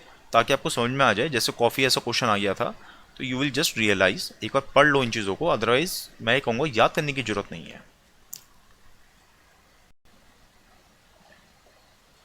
ई नैम, ई नैम 2016 में लॉन्च हुआ था। It connects existing APMCs and इसके इम्प्लीमेंटेशन की जिम्मेदारी है small farmers agri business consortium की, जो कि मिनिस्ट्री ऑफ एग्रीकल्चर के अंडर आता है। ईनाम के बारे में मैं आपको पहले ही एक्सप्लेन कर चुका हूँ डिटेल में एग्जैक्टली क्या है ये। 2017 का इसका क्वेश्चन देखो। It is a pan India electronic trading portal for agricultural communities. बिल्कुल ठीक बात है, पूरे इंडिया के लिए आप कहीं पे इससे एग्रीकल्चर कम्युनिटीज़ में ट्रेडिंग कर सकते हो, मतलब किसान की बात हो रही है, किसान ट्रेडिंग कर सकता है। इससे किसानों को एक्सेस मिल रहा है नेशन वाइड मार्केट का, ठीक है। तो किसान को ज़रूरी नहीं कि वो अपनी लोकल एपीएमसी में ही बेचे अपना सामान, वो नेशन वाइड पूरे देश में जो भी एपीएमसीज हैं उनको एक्सेस कर सकता है थ्रू दिस ईनाम पोर्टल, ठीक है। अब जैसे यहाँ पे एक मिसलीडिंग न्यूज़ थी, ये कोई फेक न्यूज़ नहीं थी बट एक मिसलीडिंग न्यूज़ थी। जैसे यहाँ पे लैंग्वेज ये यूज़ करी गई है कि अब किसान स्टेट के बाहर भी अपना सामान बेच सकता है, क्योंकि भारत सरकार ने एसेंशियल कमोडिटीज़ एक्ट को अमेंड कर दिया है। ये पिछले साल की न्यूज़ है। कितनी मिसलीडिंग न्यूज़ है। अगर ये बात बिल्कुल ठीक है, अगर ये न्यूज़ बिल्कुल ठीक है, वही है जो बताना चाह रहे हैं, तो फिर 2017 में यूपीएससी ने ऐसा क्वेश्चन क्यों पूछा कि कोई नैम है जिसके through farmer nationwide market access कर पा रहा है, ठीक है। तो फिर न्यूज़ पढ़ा करो, बट प्लीज़ बी अवेयर कि न्यूज़ को बड़ा तरोड़ मरोड़ के पेश किया जाता है, एग्जाम में आपके लिए वो चीज़ हानिकारक हो जाएगी। कॉन्ट्रैक्ट फार्मिंग मैं पहले समझा चुका हूँ आपको, जब हमने सेकंड फार्म लॉ समझा था इस लेक्चर की स्टार्टिंग में, वहीं पे मैंने आपको ठीक से एक्सप्लेन कर दिया था ये चीज़, ठीक है। इसमें आपको ध्यान ये रखना है कि जो 2018 में भारत सरकार एक मॉडल कॉन्ट्रैक्ट फार्मिंग एक्ट लाई थी, ठीक है। सरकार ने कहा था कि स्टेट गवर्नमेंट से कि वो लोग अपने अपने स्टेट में इसको अडॉप्ट कर लें, and Tamil Nadu became the first state जिसने इसको अडॉप्ट किया था। एक बात ध्यान रखो कि जो एग्रीकल्चर है इंडिया में, एग्रीकल्चर आता है स्टेट लिस्ट में, लेकिन जो कॉन्ट्रैक्ट्स होते हैं, कॉन्ट्रैक्ट्स आते हैं कॉन्करेंट लिस्ट में। इसीलिए जो कॉन्ट्रैक्ट फार्मिंग है, कॉन्ट्रैक्ट फार्मिंग आता है अंडर कॉन्करेंट लिस्ट, क्योंकि कॉन्ट्रैक्ट्स कॉन्करेंट लिस्ट में आते हैं। Next is FPOs, farmer producer organisation. देखो, प्रोड्यूसर ऑर्गेनाइजेशन मतलब कि जो भी प्राइमरी प्रोड्यूसर्स हैं किसी भी चीज़ के, वो अपनी एक ऑर्गेनाइजेशन बना लें, एक लीगल एंटिटी, कोई कंपनी स्टैब्लिश कर लें, तो उसको हम बोलेंगे प्रोड्यूसर ऑर्गेनाइजेशन। अगर वो प्राइमरी प्रोड्यूसर्स फार्मर्स हैं तो हम बोल देंगे फार्मर प्रोड्यूसर ऑर्गेनाइजेशन। इसकी ज़रूरत क्या होती है? ज़रूरत वही है कोऑपरेटिव वाली। जैसे कोऑपरेटिव फार्मिंग का आपको मेन कंसेप्ट पता है ना, कि अकेला किसान सब कुछ काम नहीं कर सकता। एक किसान को अपने खेत के लिए कुछ वो चाहिए, सीड्स, फर्टिलाइज़र्स, ठीक है, उसको कुछ लोन चाहिए होगा, मार्केट इन्फॉर्मेशन चाहिए, वेदर इन्फॉर्मेशन चाहिए, क्या नई नई टेक्नोलॉजीज़ आ रही हैं, आजकल नई नई डिजीज़ आ जाती हैं क्रॉप्स में, ठीक है, उनसे कैसे लड़ा जाए, एफिशिएंसी कैसे इंक्रीज़ करी जाए। इन सब के बाद जब फसल उगी तो उसको अच्छे दाम पे बेचा जाए। जो खरीदेगा वो किसान से खरीद के उसकी प्रोसेसिंग करके, वैल्यू एडिशन करके, बढ़िया से मार्केटिंग करके आगे बेच के मुनाफा कमा लेगा। तो ये सारा प्रोसेस एक अकेला किसान नहीं कर सकता है, और अगर वो करेगा तो भी वो सही तरीके से नहीं कर पाएगा। फॉर एग्ज़ाम्पल, एक किसान अगर बाज़ार जाता है फर्टिलाइज़र एंड सीड खरीदने के लिए, उसको कुछ पर्टिकुलर रेट पे मिलेंगी चीज़ें, ठीक है, और भी बहुत सारे इनपुट्स होते हैं, फार्म इनपुट्स, उसको ज़्यादा अच्छा रेट नहीं मिल पाएगा। लेकिन अगर 100 किसान चले जाएं और एक साथ बहुत सारा माल खरीद लें, तो फिर उनको अच्छे दाम मिल जाएंगे, right. Same thing goes for selling also. अब ये सारा काम हर किसान को करना पड़ता है, तो क्यों ना बहुत सारे किसान मिलके अपनी एक कंपनी बना लें, प्रॉपर एक लीगल एंटिटी कंपनी इस्टेब्लिश कर लें, ठीक है, एंड ये सारे किसान उस कंपनी के मालिक होंगे। उसके बाद ये लोग प्रोफेशनल्स को रखेंगे।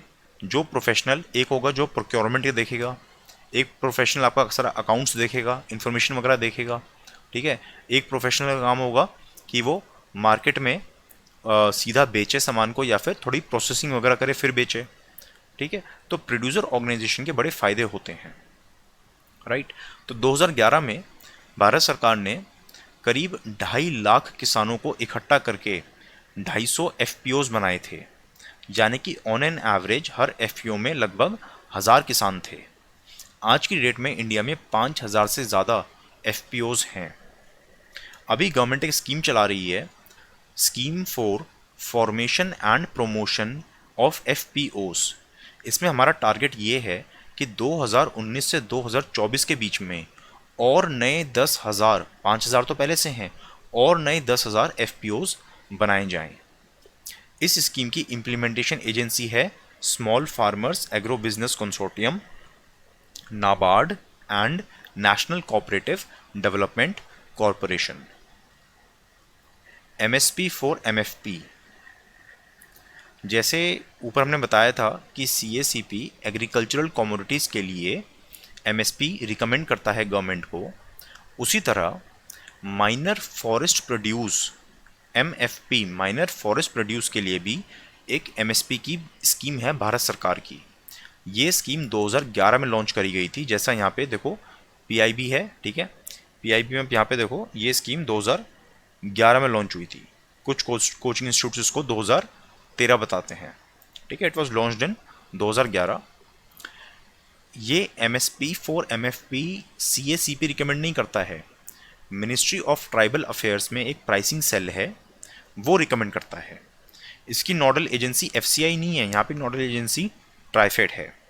एंड प्राइसेस को हर साल नहीं बल्कि हर 3 साल में रिवाइज किया जाता है, ठीक है। आपको मेन चीज़ क्या ध्यान रखनी है कि जो एमएसपी है एमएफपीज़ के लिए वो सीएसीपी रिकमेंड नहीं करता है। ये मेन चीज़ आपको प्रीलिम्स के लिए ध्यान रखनी है। दूसरी बात, ये एमएफपी एग्जैक्टली होती क्या चीज़ है? Minor forest produce. फॉरेस्ट में पेड़ होते हैं, पेड़ में मेनली 3 चीज़ें होती हैं, ठीक है। 3 चीज़ें, वैसे तो बहुत सारी चीज़ें होती हैं, आप 2 चीज़ें मान लो। एक हो गया लकड़ी, कि आपने पेड़ को काटा एंड आपको मेनली ये जो लकड़ी है आपको ये लकड़ी मिल गई। दूसरा होता है कि पेड़ पे बाकी चीज़ें होती हैं, जैसे पेड़ की पत्तियाँ, टहनियाँ, फल, फ्रूट, ठीक है, नीचे रूट्स होती हैं, ठीक है। तो कई पेड़ों में वैक्स निकलता है, रेसिन निकलता है, हनी मिलता है, ठीक है। ऐसे बहुत सारी चीज़ें होती हैं। तो जब आप पेड़ का जो, अगर आपका फोकस यहाँ पे इस टिम्बर पे है, इस लकड़ी पे है, तो उसको बोलेंगे timber, that is called as timber, ठीक है। इसके ये फर्नीचर वगैरह के काम आता है। इस टिम्बर को छोड़ के, अदर देन टिम्बर, आप किसी और चीज़ को ले रहे हो, फल, सब्जियाँ, ये जो फ्रूट्स, फ्लावर्स एंड पत्तियाँ वगैरह, ये जो सारी चीज़ें हैं, इनको बोलेंगे नॉन टिम्बर फॉरेस्ट प्रोड्यूस, ठीक है, NTFP। तो जो फॉरेस्ट ड्वेलर्स होते हैं वो कोई पेड़ों को काट के लकड़ी नहीं बेचते हैं, बल्कि फॉरेस्ट ड्वेलर्स डिपेंडेंट होते हैं पेड़ों की इन NTFPs पे। इस पेड़ का, इस ये जो टिम्बर है, टिम्बर को छोड़ के जो बाकी जो भी प्रोड्यूस है पेड़ का, उसके ऊपर फॉरेस्ट के ड्वेलर्स डिपेंडेंट होते हैं। इसीलिए फॉरेस्ट राइट्स एक्ट 2006 ये कहता है कि ये जो माइनर फॉरेस्ट प्रोड्यूस है, यानी कि इस टिम्बर को छोड़ के जो भी फॉरेस्ट का प्रोड्यूस है, उसकी ओनरशिप वहाँ के फॉरेस्ट ड्वेलर्स की है। एग्री कमोडिटी ट्रेडिंग, देखो जैसे स्टॉक एक्सचेंज होता है जहाँ पे कंपनीज के शेयर ट्रेड होते हैं, जैसे BSE, NSE, उसी तरह कमोडिटी एक्सचेंज होते हैं जहाँ पे कमोडिटीज ट्रेड होती हैं, जैसे गोल्ड, कॉटन, ऑयल, ये सारी चीज़ें, राइट। तो जैसे आप देखो 2009 का क्वेश्चन था कि MCX क्या चीज़ है, तो ये एक स्टॉक एक्सचेंज है कमोडिटीज़ के लिए, ठीक है। तो ऐसे बस आपको ये नाम ध्यान रख लो कि ये नाम क्या होते हैं, नथिंग एल्स, ठीक है। डिटेल की ज़्यादा ज़रूरत नहीं है, बट फिर भी हम थोड़ा सा हल्का सा देख लेते हैं डिटेल में। कंसेप्ट बहुत सिंपल सा है कि ऐसे मान लो आपको रिलायंस के शेयर बेचने हैं या आपको ख़रीदने हैं, एज्यूम करते हैं ये आपको रिलायंस के शेयर खरीदने हैं BSE पे। तो आपने अपने ब्रोकर को बोला कि मुझे 10 रिलायंस के शेयर्स चाहिए। ब्रोकर ने आपका बाय ऑर्डर बीएससी पे रजिस्टर कर दिया।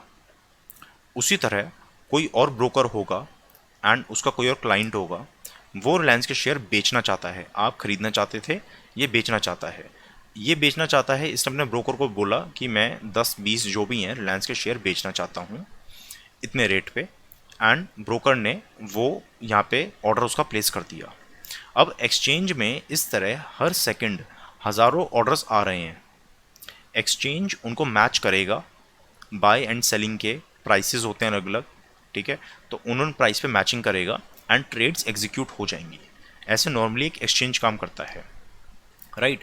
अब आप यहाँ पे कंपनी के शेयर खरीद सकते हो, कमोडिटीज़ खरीद सकते हो, 50 चीज़ें होती हैं इसमें। एक होता है OTC, over the counter trade. Over the counter trade में आप खुद ढूंढोगे कोई ऐसा इंसान, आपको खरीदने जैसे रिलायंस के शेयर, तो आप खुद ऐसा बंदा ढूंढोगे जो रिलायंस के शेयर बेच रहा हो। जब आपने एक्सचेंज में ऑर्डर लिखवाया था तो आपको नहीं पता कि किस बंदे के शेयर आपके पास आएंगे। आपको क्या पता करके, मतलब व्हाट इज़ अ नीड, भाई आपको तो रिलायंस के शेयर चाहिए ना। अब उससे पहले वो किसने होल्ड किए हुए थे आपको क्या फ़र्क पड़ता है उससे। तो एक्सचेंज में एक सेंट्रलाइज सिस्टम होता है, आपको नहीं पता दूसरी पार्टी कौन सी है और आपको कोई इंटरेस्ट भी नहीं है जानने में। ओटीसी में आप खुद जाते हो, ढूंढते हो अदर पार्टी को खरीदने या बेचने के लिए, that is over the counter. यहाँ पे कोई सेंट्रल एक्सचेंज नहीं होता है। Next thing is about derivatives. Derivatives क्या होते हैं? डेरिवेटिव मैं आपको पहले समझा चुका हूँ, पेज नंबर 35 पे हमने पी नोट्स के बारे में पढ़ा था, पार्टिसिपेटरी नोट्स। वहाँ पे मैंने आपको डिटेल में समझाया था सॉवरेन गोल्ड बॉन्ड का एग्जाम्पल लेते हुए कि डेरिवेटिव क्या चीज़ होती है। डेरिवेटिव मतलब something that derives value from something else. जैसे गोल्ड है तो गोल्ड की अपनी वैल्यू है जो चेंज होगी, ऊपर नीचे जाएगी गोल्ड की वैल्यू। लेकिन अगर आपने अलग से एक कागज़ का टुकड़ा लिया एंड कह दिया कि इस कागज़ के टुकड़े पे जो वैल्यू लिखी है वो चेंज होगी as per the change in the value of gold. एक कागज़ के टुकड़े पे लिखा है कि इसकी वैल्यू चेंज होगी according to the crude oil, ठीक है ना। तो फिर और ऐसी कंपनी के शेयर हैं, अब कंपनी के शेयर की वैल्यू ऊपर नीचे जाती है। आपने कागज़ का टुकड़ा लिया और उस पर बोल दिया कि कंपनी के शेयर की जैसे वैल्यू चेंज होगी वैसे ही इस कागज़ के टुकड़े की भी वैल्यू चेंज होगी। तो ये हो जाएगा फ्यूचर्स एंड ऑप्शंस, ठीक है। ऐसे बहुत सारे ये क्या है, डेरिवेटिव्स हैं। ये जो कागज़ के टुकड़े हैं ये डेरिवेटिव हैं, इनकी खुद की कोई वैल्यू नहीं है, लेकिन ये किसी बेसिक चीज़ से अपनी वैल्यू डिराइव कर रहे हैं। चाहे वो सोना हो, सॉवरेन गोल्ड बॉन्ड, ऐसे ही ऑयल के फ्यूचर्स होते हैं, ऐसे ही कंपनी के शेयर के भी फ्यूचर्स होते हैं। ये कंपनी का शेयर है, जो शेयर खरीदते बेचते हो मार्केट में आप, ये कंपनी के शेयर का डेरिवेटिव है, फ्यूचर्स या ऑप्शंस, ठीक है। अब ये स्पॉट, फॉरवर्ड, फ्यूचर्स क्या चीज़ें होती हैं? बहुत सिंपल सी चीज़ है। स्पॉट मतलब अभी आप हो, आप पेट्रोल पंप पे गए एंड आपने बोला कि मुझे 100 रुपये का पेट्रोल दे दो। आपने 100 रुपये दिए, उसने आपको 100 रुपये का पेट्रोल दे दिया। स्पॉट, ऑन द स्पॉट, बात ख़त्म हो गई, ठीक है, ट्रेड पूरी हो गई। तो जब हम कोई शेयर खरीदते हैं कि रिलायंस का शेयर खरीदा मैंने, तो हम स्पॉट मार्केट में खरीदते हैं या बेचते हैं, ठीक है। आपने पैसे दिए और आपको शेयर मिल गए। एक होता है फॉरवर्ड। फॉरवर्ड मार्केट मतलब ओटीसी इन फ्यूचर। आपने पेट्रोल पंप के मालिक को बोला कि भैया कल सुबह मुझे एग्ज़ाम देने जाना है, मैं कल सुबह आऊँगा आपके पास और मेरी बाइक में पेट्रोल डाल देना 100 रुपये का। उस समय रेट भैया जो मुझे चल रहा हो, ठीक है ना, लेकिन आप पेट्रोल डाल देना। अच्छा आप एक काम करो, आप ये पकड़ो 100 रुपये, मैं कल सुबह आऊँगा, जल्दी में आऊँगा, पैसे आप अभी पकड़ लो बेशक, ठीक है ना, लेकिन देखो मेरे को पेट्रोल जरूर दे देना। तो आपने डायरेक्टली जो भी डीलिंग करनी है, आपने पेट्रोल पंप वाले से डायरेक्टली डीलिंग कर ली फ्यूचर के लिए कि भैया फ्यूचर में किस रेट पे आप मुझे ये सामान दोगे। मार्केट में जो मर्जी काम चल रहा हो, रेट चल रहा हो, आप मेरे को इतने में ये सामान दे देना। तो आपने ओटीसी बिना किसी एक्सचेंज के आपस में डीलिंग कर ली, डैट इज़ फॉरवर्ड। एक होता है फ्यूचर्स, इसमें फॉरवर्ड वाला ही काम हो रहा है लेकिन बीच में एक एक्सचेंज आ गया, जैसे बीएससी एनएससी। आपने एक्सचेंज में बोला कि भी मैं फ़लाना दिन इतनी क्वांटिटी में पेट्रोल इस रेट पे ख़रीदना चाहता हूँ। ऐसे ही किसी और ने ऑर्डर लिखवा दिया होगा कि मैं फ़लाना दिन इतना पेट्रोल इतने रेट पे बेचना चाहता हूँ, ठीक है। ऐसे ही आप सब लोगों ने बिड्स लगा रखी हैं एंड वो बिड्स मैच होंगी तो वहाँ पे ट्रेड एग्जीक्यूट हो जाएंगे। ये चीज़ इसलिए काम करती है क्योंकि सब लोगों का अलग अलग अनुमान है। आपको लग रहा होगा कि फ्यूचर में पेट्रोल के रेट बढ़ सकते हैं, किसी और को लग रहा है कि फ्यूचर में पेट्रोल के रेट गिर सकते हैं। सबके अलग अलग अनुमान होते हैं, उसी हिसाब से सब लोग अपनी बिड्स लगाते हैं। ठीक है। ऑप्शंस में क्या होता है, फ्यूचर देखो, फ्यूचर में क्या हुआ, फ्यूचर में जब आपने ये अपना ऑर्डर लिखवाया था तो वो ऑर्डर एग्जीक्यूट होगा ही होगा, मतलब आप उस चीज़ से मुकर नहीं सकते एक तरह से। ऑप्शंस में क्या होता है, ऑप्शंस में आपके पास चॉइस होती है। आपने कहा भाई मैं आज से 10 दिन बाद इतने रेट पे पेट्रोल खरीदना चाहता हूँ, आपने ये ऑर्डर एक्सचेंज में लिखवाया। अब उस दिन आप देखोगे कि पेट्रोल का एक्चुअल रेट क्या चल रहा है। ठीक है, आपने ऑर्डर लिखवाया मान लो 100 रुपये में, एंड उस टाइम रेट चल रहा है पेट्रोल का लेटर से 110 रुपये। तो फिर आप उसको खरीदो या ना खरीदो, हो सकता है रेट 90 रुपये चल रहा हो, 90 उस दिन रेट कुछ भी हो सकता है ना। आपने आज ऑर्डर लिखवा दिया 10 दिन बाद के लिए 100 रुपये का कि मुझे 100 रुपये में पेट्रोल चाहिए। 10 दिन बाद वो पेट्रोल एक्चुअली मार्केट वैल्यू 110 भी हो सकती है, 90 भी हो सकती है, कुछ भी हो सकती है। तो उस दिन आपके पास क्या ये फ्रीडम होगी कि आप डिसाइड करो कि मैं इस ट्रेड को एग्जीक्यूट करवाऊँ या ना करवाऊँ। अगर आपके पास ऑप्शन है, वो वाला फ्रीडम है, तो उसको बोलते हैं ऑप्शंस। ऑप्शंस भी एक तरह का डेरिवेटिव होता है। If you don't have a choice then that is futures. तो बेसिक कंसेप्ट है, हालांकि यूपीएससी इतना डीप में पूछता नहीं है, बट फिर भी आपको एक बेसिक आइडिया मिल गया है कि जस्ट इन केस यूपीएससी कुछ पूछ ले तो आप समझ जाओगे कि बात किस बारे में हो रही है। ठीक है। अब ये एग्रीडेक्स और बीम क्या है, ये आपके कुछ भी नहीं है, ये फंडे हैं। एग्रीडेक्स मतलब एग्रीकल्चर कमोडिटी में फ्यूचर्स में ट्रेडिंग करने का एक इंडेक्स है जो कि NCDEX पे होगा। ठीक है, NCDEX क्या है, कमोडिटी एक्सचेंज है। ऐसे ही बीम है, ये बॉम्बे स्टॉक एक्सचेंज का है, ये भी एग्रीकल्चर कमोडिटीज़ में ट्रेडिंग करने का प्लेटफॉर्म है फॉर स्पॉट ट्रेडिंग। ठीक है, तो आप बस नाम ध्यान रख लो, इससे ज़्यादा कोई ज़रूरत नहीं है। एनिमल हस्बेंड्री, एनिमल हस्बेंड्री में इंफ्रास्ट्रक्चर क्रिएट करने के लिए एक फंड बनाया गया है फॉर प्रोसेसिंग इंफ्रा क्रिएट करने के लिए बेसिकली। ठीक है, जैसे डेयरी, मीट, एनिमल फीड में इनके लिए जिनके प्रोडक्ट्स होते हैं उसको प्रोसेस करना पड़ता है, because these things are perishable, बड़ी जल्दी ख़राब हो जाती हैं, इसलिए इनकी प्रोसेसिंग बहुत ज़रूरी होती है। तो इसमें बेसिकली सरकार 90% तक लोन देगी इंफ्रा क्रिएट करने के लिए जो पैसे चाहिए, एंड 3% उस लोन पे इंटरेस्ट सबवेंशन मिलेगा। जैसे मान लो लोन मिलना है 7% पे, तो मिलेगा सिर्फ 4% पे। ठीक है, ये लोन कोई मार्जिनल फार्मर्स को नहीं मिलेगा, ये मिलेगा फार्मर प्रोड्यूसर ऑर्गेनाइजेशंस को, MSMEs को या प्राइवेट कंपनीज को। क्योंकि यहाँ पे आप ये नहीं कह रहे कि अब जाके गाय खरीद लो या गाय का दूध बेच दो, नहीं, यहाँ पे हम कह रहे हैं कि वो जो प्रोडक्ट होगा उसको प्रोसेस करने के लिए इंफ्रा क्रिएट करना है। तो यहाँ पे मार्जिनल फार्मर को लोन नहीं मिलेगा ये वाला, ये कंपनीज को मिलेगा ताकि वो ये इंफ्रा क्रिएट कर सकें। Obviously the ministry here is ministry of fisheries, animal husbandry and dairying. Prelims 2008 का क्वेश्चन कि सबसे ज़्यादा लार्जेस्ट लाइफ स्टॉक पॉपुलेशन कहाँ पे है, इंडिया में। आज भी ठीक है, even today life stock population सबसे ज़्यादा इंडिया में है। लाइफ स्टॉक सेंसस पहली बार 1919 में किया गया था और 2019 में 20th लाइफ स्टॉक सेंसस हुआ था, क्योंकि हर 5 साल बाद होता है। हमारे देश में इंसानों का सेंसस 10 साल बाद होता है, लाइफ स्टॉक का 5 साल बाद। It is done by department of animal husbandry and dairying.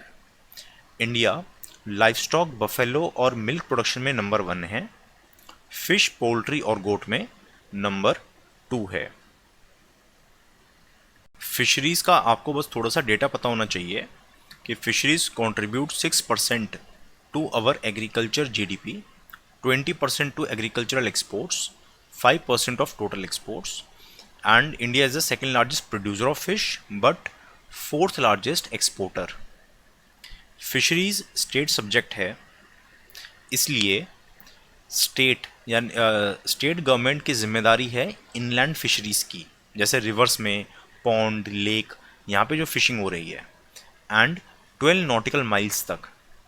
ठीक है, देश के बॉर्डर से सी कोस्ट पे 12 नॉटिकल माइल्स तक स्टेट गवर्नमेंट देखेगी, बाकी 12 नॉटिकल माइल से दूर 200 नॉटिकल माइल तक, यानी कि जहाँ पे इंडिया का एक्सक्लूसिव इकोनॉमिक जोन ख़त्म होता है, ठीक है, वहाँ पे जिम्मेदारी किसकी है, सेंट्रल गवर्नमेंट की। फिशरीज़ प्रमोट करने के लिए एक स्कीम है प्रधानमंत्री मत्स्य संपदा योजना सितंबर 2020 में लॉन्च हुई थी 5 सालों के लिए। इसमें फिशरीज से related infrastructure, startups, FPOs, genetic improvement of fishes, ये मतलब जो भी जनरल चीज़ें होंगी, ठीक है, उनको प्रमोट किया जाएगा। फिश क्रायो बैंक्स, जैसे एनिमल्स की आर्टिफिशियल इंसेमिनेशन होती है उनकी ब्रीड वैल्यू मतलब बेटर करने के लिए, उसी तरह फिशेस के लिए ये एक फ़िश स्पर्म बैंक होगा जहाँ पे फ़िश फार्मर्स फ़िश स्पर्म खरीद सकते हैं। Central marine fisheries research institute 1947 में बनाया गया था। इसका हेडक्वार्टर कोची में है and it comes under ICAR। Agricultural exports, PIB की कुछ रिसेंट आर्टिकल्स थे PIB पे, ठीक है, उसमें से कुछ डेटा जो आपके प्रीलिम्स के लिए इम्पोर्टेंट है वो सिलेक्टेड डेटा मैंने यहाँ पे लिख दिया है। जैसे यहाँ पे है कि India has consistently maintained trade surplus in agricultural products, हमेशा हमारे कई सालों से कंसिस्टेंटली हमारे एग्रीकल्चरल एक्सपोर्ट्स ज़्यादा होते हैं एंड एग्रीकल्चरल इंपोर्ट्स कम होते हैं। ठीक, एग्री एक्सपोर्ट्स पिछले साल लगभग 2.5 लाख करोड़ के रहे एंड इंपोर्ट्स 1.5 लाख करोड़ के। ये बहुत ही ज़्यादा अप्रॉक्सीमेट फिगर्स हैं। Agri exports are 10% of our agri GDP and agri imports are 5% of agri GDP। हमारे एग्री एक्सपोर्ट्स वर्ल्ड में बहुत कम वैल्यू है उनकी। पूरी दुनिया में जितने भी एग्रीकल्चरल एक्सपोर्ट्स होते हैं उनमें इंडिया का शेयर सिर्फ 2.3% है और इंपोर्ट्स में 1.9%। रीज़न क्या है? रीज़न है हाई डोमेस्टिक डिमांड। इंडिया में पॉपुलेशन इतनी ज़्यादा है कि हालांकि हम बहुत ज़्यादा चीज़ें प्रोड्यूस तो करते हैं बट हम उनको कंज्यूम भी कर लेते हैं, इसलिए एक्सपोर्ट करने के लिए काफ़ी कम चीज़ें बचती हैं। जैसे फ्रूट्स में, वीट में हम नंबर 2 हैं, वर्ल्ड नंबर 2 हैं प्रोडक्शन में, लेकिन क्योंकि ये चीज़ें फ्रूट्स वीट हम खुद ही कंज्यूम कर लेते हैं इसलिए एक्सपोर्ट के लिए बहुत कम चीज़ें बचती हैं। इंडिया फ्रूट्स में नंबर 23 है, वीट एक्सपोर्ट्स में नंबर 34 है, राइट। एक और चीज़, जैसे व्हाट इज़ क्वेश्चन आ सकता है what is AP culture. AP culture क्या होता है? तो बीज को एक फार्मिंग की तरह से प्रॉपर बीज को उगाना, मतलब नॉट उगाना, ठीक है, उनकी फार्मिंग करना एक तरह से बीज की ताकि वो शहद दें, उसको बोल दिया एपी कल्चर। ऐसे ही फिशेस के लिए पिसी कल्चर, सिल्क वॉर्म के लिए सेरी कल्चर, फॉरेस्ट के लिए सिल्वी कल्चर, बर्ड्स के लिए एवी कल्चर एंड फ्रूट वेजिटेबल के लिए हॉर्टिकल्चर। ये नाम ज़रूरी होते हैं। क्यों? एक तो यूपीएससी प्रीलिम्स में पूछ सकता है, दूसरा कभी कभी ये मेंस में भी काम आ जाते हैं, और मेंस में अगर आपको ये बेसिक टर्म नहीं पता तो आप क्वेश्चन में क्या ही लिखोगे फिर। जैसे एक होता है आपका येलो रेवोल्यूशन, तो येलो रेवोल्यूशन किस चीज़ से रिलेटेड है? एडिबल ऑयल से। White revolution milk, pink revolution meat, green revolution food grains, grey revolution coffee या leather and blue revolution fish. जैसे 2013 का क्वेश्चन देखो मेंस का, ठीक है, मेंस में आया पिंक रेवोल्यूशन को हमें प्रमोट करना है, ठीक है। पिंक रेवोल्यूशन अगर आपको नहीं पता एग्जैक्टली कि पिंक रेवोल्यूशन मीट के बारे में है तो आप सोचोगे ये होगा विमेन पार्टिसिपेशन इन एग्रीकल्चर, ठीक है ना, आप ऐसे सोच सकते हो। फूड इंडस्ट्री की बात हो रही है तो may be it is about women participation in the agriculture in the farming sector, तो आपका पूरा का पूरा आंसर गलत हो जाएगा। 2017 में क्वेश्चन आया था क्रायोस्फीयर पे। क्रायोस्फीयर लोगों को नहीं पता था क्या होता है, ठीक है। अब प्रीलिम्स में आ सकता है व्हाट इज क्रायोस्फीयर, 2-3 ऑप्शंस होंगे, आप सही मार्क कर दोगे।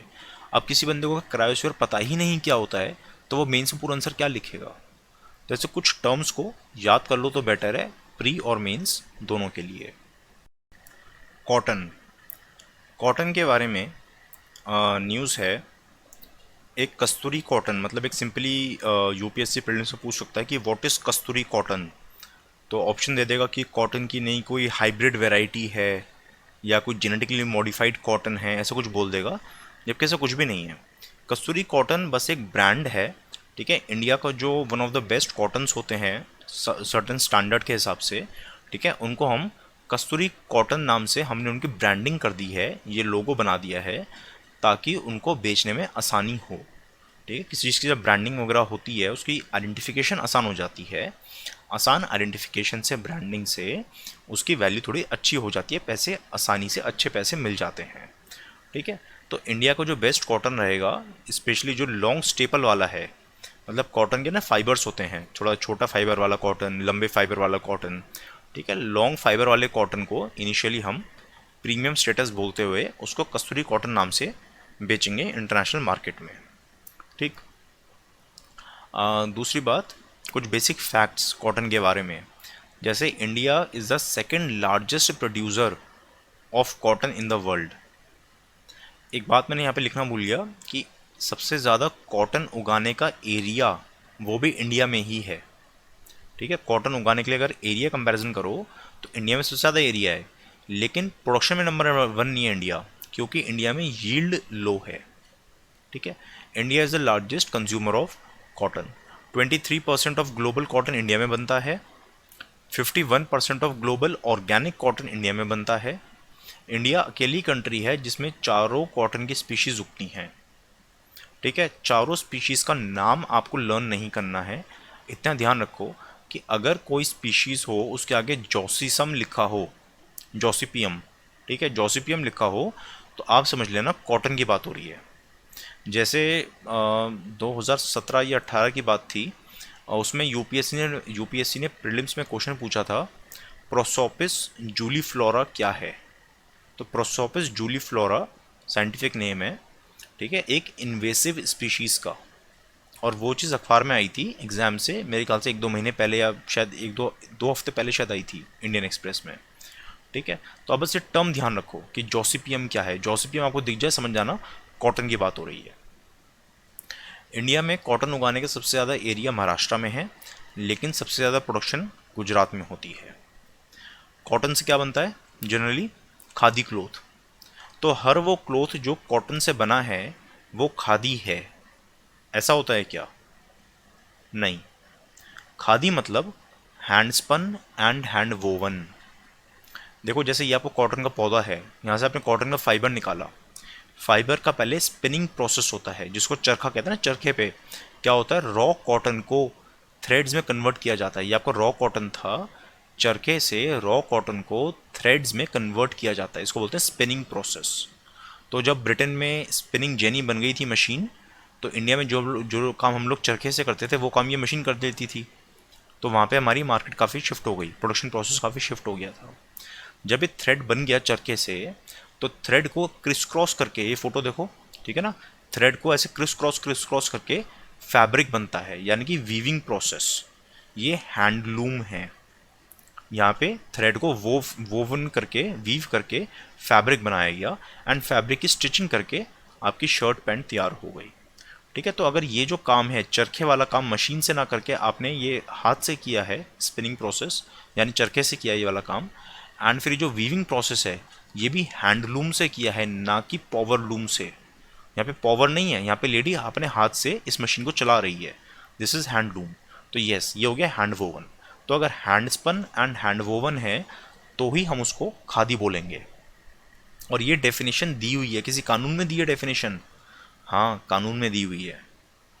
1956 का कानून है, khadi and village industries commission act, जिसके थ्रू केवीआईसी बना। ठीक है, तो KVIC is a statutory body, it comes under ministry of textiles, बोल देगा यूपीएससी, टेक्सटाइल्स नहीं है, अंडर मिनिस्ट्री ऑफ एमएसएमई। और इस एक्ट में डेफिनेशन लिखी है, खादी मतलब any cloth woven on handlooms in India from yarn hand spun in India. Spinning and weaving hand से होनी चाहिए। कॉट एलाई क्या है? तो यूपीएससी बोल देगा कॉट एलाई। एलाई मतलब कोई इंटरनेशनल होगा, कोई कंट्रीज में आपस में एलाइज बन गए होंगे, वैसा कुछ भी नहीं है। कॉट एलाई मतलब कॉटन में आपका मित्र, कॉटन मित्र, कॉटन एलाई। ये ऐप है जो कि कॉटन कॉरपोरेशन ऑफ इंडिया ने लॉन्च करी है। कॉटन कॉरपोरेशन ऑफ इंडिया एक पीएसयू है under ministry of textiles. Cotton है तो टेक्सटाइल्स। सीसीआई का काम होता है price support operations for cotton, कि अगर कॉटन के रेट मार्केट में बहुत ज़्यादा फ्लक्चुएट कर रहे हैं तो ये कॉटन को मार्केट में खरीदेगी, बेचेगी। 2020 का क्वेश्चन, डिस्क्रिप्शन दिया हुआ है, बताना है कौन सी क्रॉप है। बचपन से पढ़ते आ रहे हैं, जहाँ पे 210 फ्रॉस्ट फ्री डेज लिखा आ जाए समझ लेना कॉटन की बात हो रही है। अच्छा, खादी इसलिए भी न्यूज़ में था बिकॉज अभी एक दो साल पहले 2019 में खादी को एचएस कोड मिल गया था। एचएस कोड मैंने आपको पहले समझाया था ना। तो एचएस कोड से क्या होगा, जब हम किसी कंट्री में सामान बेचते हैं या इंपोर्ट करते हैं, अगर उसका सेपरेट एचएस कोड है तो आसानी से इंपोर्ट एक्सपोर्ट में आसानी रहती है। एंड आप आइडेंटिफाई कर पाओगे कि हाँ भाई, हम जो मान लो इंडिया से कोई कंट्री इंपोर्ट कर रही है कॉटन, सॉरी खादी, तो एचएस कोड अगर अलग से होगा खादी का, तो आप आइडेंटिफाई कर पाओगे कि हाँ भाई ये एग्जैक्टली खादी ही इंपोर्ट कर रहे हैं, नॉट एनी क्लोथ। ठीक है, not every cloth is khadi. तो उससे एक्सपोर्ट्स को बूस्ट मिलेगा। राइस, राइस के एक्सपोर्ट्स को प्रमोट करने के लिए एक ऑर्गेनाइजेशन है एपेडा। तो एपेडा सिर्फ राइस के लिए नहीं है, बल्कि कोई भी हमारी एग्रीकल्चरल कम्युनिटीज़ होती हैं उनकी एक्सपोर्ट प्रमोशन में ये एजेंसी काम करती है। ठीक है, तो agricultural and process food export promotion development authority, APEDA's is a statutory body under ministry of commerce formed by APEDA act 1985। 2019 का question, India is the largest exporter of rice in the world. 2019 का एक और question, कुछ kharif crops के बारे में statements दी हैं। अब जनरली आपको ये लगेगा कि इसको सॉल्व करने के लिए आपको कुछ डेटा पता होना चाहिए। अगर आप डेटा लर्न करके नहीं गए तो आपका वैसे ही कॉन्फिडेंस लो हो जाएगा। बट इस क्वेश्चन को सॉल्व करने के लिए आपको किसी भी डेटा की ज़रूरत नहीं है, कॉमन सेंसेस को आप सॉल्व कर सकते हो। ऑप्शन नंबर 2 पढ़ो, एरिया अंडर कल्टीवेशन ऑफ जवार is more than that of oil seeds. आपको लग रहा है ये चीज़ सही हो सकती है? भाई जवार जवार ऑब्वियसली इंडिया में बहुत उगता है, बट क्या एरिया अंडर जवार ऑयल सीड से ज़्यादा हो सकता है? यार ऑयल सीड्स तो बहुत सारे हैं, ग्राउंडनट है, सोयाबीन है, सैफ्लावर है, सनफ्लावर, मस्टर्ड, सेसमे, तिल, ठीक है ना। मस्टर्ड तो बहुत ज़्यादा उगाया जाता है इंडिया में, ठीक है ना। जैसे ऑयल सीड्स हम एडिबल ऑयल इंपोर्ट करते हैं हम बहुत सारा ऑब्वियसली, बट इंडिया में प्रोडक्शन भी बहुत ज़्यादा होती है। ठीक है, तो ये सेकंड स्टेटमेंट बिल्कुल भी हजम नहीं हो सकती कि जवार कोई इतना ज़्यादा मतलब गेहूं या चावल जितना पॉपुलर हो गया है क्या कि ऑयल सीड से ज़्यादा उसकी कल्टीवेशन होती है। इसलिए सेकंड ऑप्शन गलत है, पक्की बात है। अब देखो सेकंड ऑप्शन जो है वो 3 जगहों में दिया हुआ है, यानी कि obviously A is the correct answer. Simple सा क्वेश्चन था। एक और तरीके से सॉल्व करने का, ऑप्शन नंबर 4 पढ़ो, area under sugar cane cultivation has steadily decreased. अगर आप नॉर्मली वैसे ही अखबार पढ़ लेते हो, हेडलाइंस भी अगर पढ़ लेते हो, 1 साल से पढ़ रहे होंगे, ठीक है, तो मेरे से कम 4-5 साल से हर कुछ दिन बाद एक कुछ आर्टिकल आता है कि इंडिया में पानी की कमी हो गई कहीं किसी जगह पे। एंड पानी की कमी का मेन रीज़न ये बताया जाता है कि वहाँ पे शुगर केन कल्टीवेशन बहुत ज़्यादा बढ़ गई है, क्योंकि शुगर केन जो है वो उगने के लिए पानी बहुत ज़्यादा यूज़ करता है। और फिर ये शुगर केन किसान भी प्रोटेस्ट करते रहते हैं, ठीक है ना। तो शुगर केन कल्टीवेशन इंडिया में डिक्रीज हो गई, ये तो कोई सेंस बनती नहीं है, ठीक है ना। तो ऑप्शन नंबर 4, अब 4 भी 3 ऑप्शंस में दिया हुआ है, तो only 1 is correct, only 1 and 3 are correct. ठीक है, तो ये इतना डेटा इंटेंसिव क्वेश्चन भी आसानी से हो सकता है, डरा मत करा करो, ठीक से पढ़ा करो एंड सोचा करो। ठीक है, तो ऑप्शन नंबर 2 एंड 4 के बेसिस पे आप सही आंसर मार्क कर सकते थे। प्रीलिम्स 2020 का question, Which of the following factors or policies were affecting price of rice in India in the recent past? Recent past में आपको ध्यान है कि राइस का प्राइस, चावल का प्राइस कोई बहुत ज़्यादा फ्लक्चुएट हो गया हो? नहीं हुआ। मैंने आपको बताया था ना कि गेहूं और चावल में सरकार एमएसपी पे प्रोक्योर करती है, जितना मर्जी बेचे किसान, इसलिए वहाँ पे पूरे इंडिया में जो है गेहूं चावल के रेट में ज़्यादा फ्लक्चुएशन कभी नहीं आती। ठीक है, तो रीसेंट पास्ट में भी कोई ज़्यादा फ्लक्चुएशन नहीं आई होगी। आपको ऑप्शन पढ़ते हुए ये चीज़ ध्यान देनी है कि क्या क्या फैक्टर्स होते हैं इन जनरल, क्या क्या फैक्टर्स या पॉलिसीज़ इन जनरल राइस के प्राइस को थोड़ा बहुत ऊपर नीचे करती हैं। ठीक है, ये आपको ध्यान रखना है। पहला पढ़ो एमएसपी, बिल्कुल सरकार हर साल एमएसपी बढ़ाएगी थोड़ा थोड़ा, तो चावल के रेट तो बढ़ेंगे धीरे धीरे। बहुत ऑब्वियस सी बात है, पहला आंसर, पहला स्टेटमेंट बिल्कुल ठीक है। तीसरा, स्टॉक पाइलिंग। सरकार चावल खरीद के, एफसीआई जब चावल खरीदता है उसके बाद उसकी स्टॉक, बफर स्टॉक मेंटेन करता है। ठीक है, बफर स्टॉक बहुत ज़्यादा है बहुत कम है, उससे प्राइस पे फर्क पड़ेगा। तीसरा, कंज्यूमर सब्सिडीज़। सरकार चावल को बेचती है थ्रू पीडीएस शॉप्स, सब्सिडीज देती है उस पर। ठीक है, तो वो भी होगा, बिल्कुल सही है। कई स्टूडेंट्स को इसमें डाउट था ऑप्शन नंबर 2 पे, गवर्नमेंट्स ट्रेडिंग। ठीक है ना, और चांस की बात ये देखो कि 1, 3 एंड 4 का ऑप्शन दिया भी है यहाँ पे, 1, 3 एंड 4। ठीक है, अब स्टूडेंट्स ये सोचेंगे कि सरकार चावल खरीदती है, सही बात है, स्टॉक बनाती है, वो भी सही बात है, सरकार उसको बेचती है सब्सिडी सब्सिडी पे, ये भी बात सही है, लेकिन सरकार चावल की ट्रेडिंग करती है। सरकार चावल की ट्रेडिंग क्यों करेगी, ये कई लोगों को डाउट होगा। तो आंसर है हाँ, करती है। रीज़न है OMSS। ठीक है, ये क्या होती है, ओपन मार्केट सेल स्कीम। देखो, एफसीआई ने किसान से चावल खरीदा एंड पीडीएस के थ्रू वो लोगों को मिलता है, लेकिन जो हमारी ओपन मार्केट है, ओपन मार्केट में भी अगर चावल के रेट ज़्यादा या कम हो जाएं, बहुत ज़्यादा फ्लक्चुएट करें, तो एफसीआई के पास इतना सारा स्टॉक होता है कि वो यहाँ पे भी स्टॉक दे देता है। जैसे मान लो कमी हो गई ओपन मार्केट में, ठीक है, चावल की कमी हो गई, बहुत सारा स्टॉक जो है, लगभग सारा स्टॉक जो है किसानों ने एफसीआई को दे दिया। अब एफसीआई सारा तो पीडीएस के थ्रू देगा नहीं भाई, पीडीएस में जितनी रिक्वायरमेंट है उतना ही देगा ना। एंड ओपन मार्केट में कमी हो गई चावल की सपोज, तो एफसीआई क्या करेगा, उस चावल को ओपन मार्केट में जो उसके पास स्टॉक है उसमें से ओपन मार्केट में दे देता है। एंड यहाँ पे वो फ्री में नहीं दे रहा है।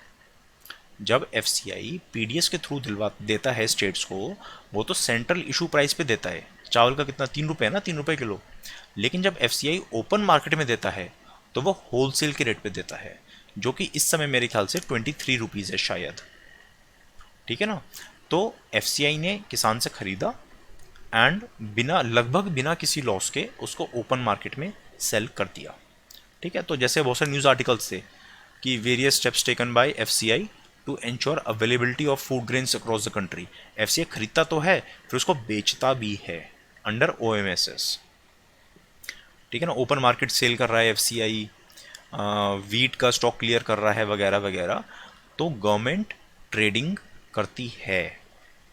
ठीक है, all the 4 options are correct. चारों चीज़ों से चावल के रेट पे फ़र्क पड़ता है। एक और चीज़ चावल से रिलेटेड जो न्यूज़ में थी वो है डायरेक्ट सीडिंग ऑफ राइस।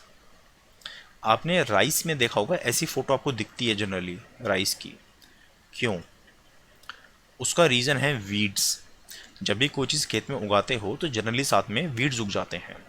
अगर आपने चावल को सीधा खेत में ऐसे आपने सीधा बो दिया तो होगा कि चावल जब धीरे धीरे ग्रो करेगा तो साथ में वीड्स भी ग्रो करेंगे। ठीक है, एंड फिर जो है वो कंपटीशन हो जाएगा, चावल के साथ बहुत सारे वीड्स आ जाएंगे, वो आप प्रैक्टिकली कंज्यूम करने के लिए, मतलब कमर्शियली सेल करने के लिए वो चीज़ प्रैक्टिकल नहीं रहेगी, फिर आप उसको कल्टीवेट करने में काफ़ी दिक्कत होगी। तो किया यह जाता है कि चावल को सीधा ज़मीन में बोया नहीं जाता है, चावल को नर्सरीज़ में इस तरह से उगाया जाता है पहले। जब चावल का पौधा थोड़ा उग जाता है उसके बाद उसको यहाँ से निकाल के, नर्सरी में से निकाल के खेतों में लगाया जाता है, ऐसे हाथ से। जब खेत में हाथ से इस तरह से लगाया जाता है चावल को, तब भी खेत को पानी से भर दिया जाता है।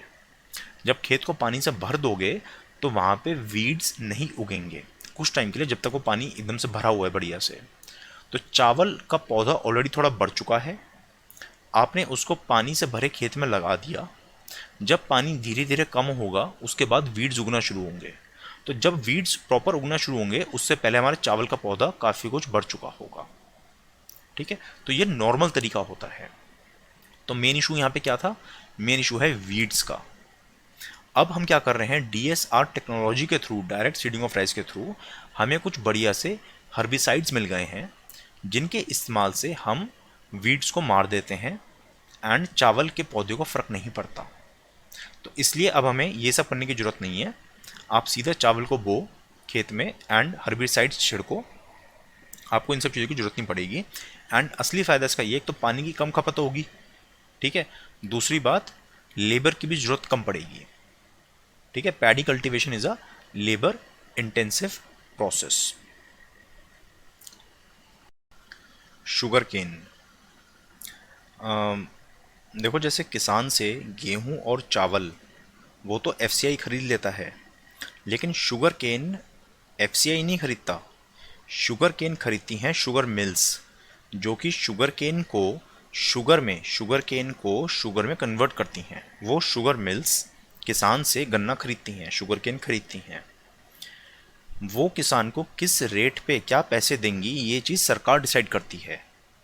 हालांकि किसान और शुगर मिल आपस में कॉन्ट्रैक्ट कर रहे हैं, और ये शुगर मिल को सरकारी शुगर मिल की बात नहीं कर रहे हैं हम प्राइवेट शुगर मिल्स की बात कर रहे हैं। फिर भी बात यह है कि सरकार बताती है कि शुगर मिल किसान को क्या पैसे देगी। सेंट्रल गवर्नमेंट वो जो रेट बताती है उसको बोलते हैं फेयर एंड रेम्यूनरेटिव प्राइस। ठीक है, एफआरपी सेंट्रल गवर्नमेंट डिसाइड करती है ऑन रिकमेंडेशन ऑफ सीएसीपी। ये डिसाइड किया जाता है under sugar cane control order 1966। FRP decide करते हुए भारत सरकार क्या क्या चीज़ें सोचेगी, आपको सारी लिस्ट याद करने की जरूरत नहीं है। ठीक है, थोड़ी कॉमन सेंस लगाओ कि जैसे प्रोडक्शन कॉस्ट कि भी किसान की कितनी प्रोडक्शन में कॉस्ट आई। ठीक है, शुगर केन को शुगर में कन्वर्ट करने में क्या मतलब कितनी रिकवरी कर सकते हो, राइट। जैसे मान लो अगर आपने 1000 kg गन्ना यूज़ किया तो उससे मेरे ख्याल से हम सिर्फ 100 किलो शुगर बना सकते हैं। ठीक है ना, तो ये कुछ में 120 किलो शुगर बन जाती है, किसी में 80 किलो शुगर बनती है। तो ये जो कन्वर्जन फैक्टर है वो भी ज़रूरी है। शुगर के साथ बाकी चीज़ें मिलती हैं, मोलासिस, बगास, ठीक है, वो भी बिकता है। कितना प्रॉफिट रखना है, ऐसे बहुत सारी चीज़ें। कॉमन सेंस लगाना, अगर यूपीएससी कोई क्वेश्चन पूछ ले कि किस बेसिस पे एफआरपी डिसाइड होता है, तो मेरे ख्याल से सारे ऑप्शन सही होंगे।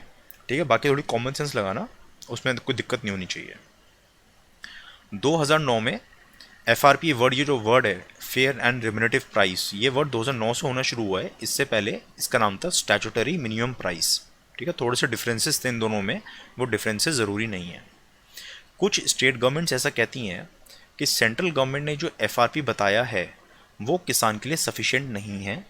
हम ये चाहते हैं कि हमारे स्टेट के किसानों को और ज़्यादा पैसे मिलने चाहिए थ्रू शुगर मिल्स। तो वो स्टेट गवर्नमेंट्स एक एसएपी इशू करती हैं, स्टेट एडवाइज्ड प्राइस।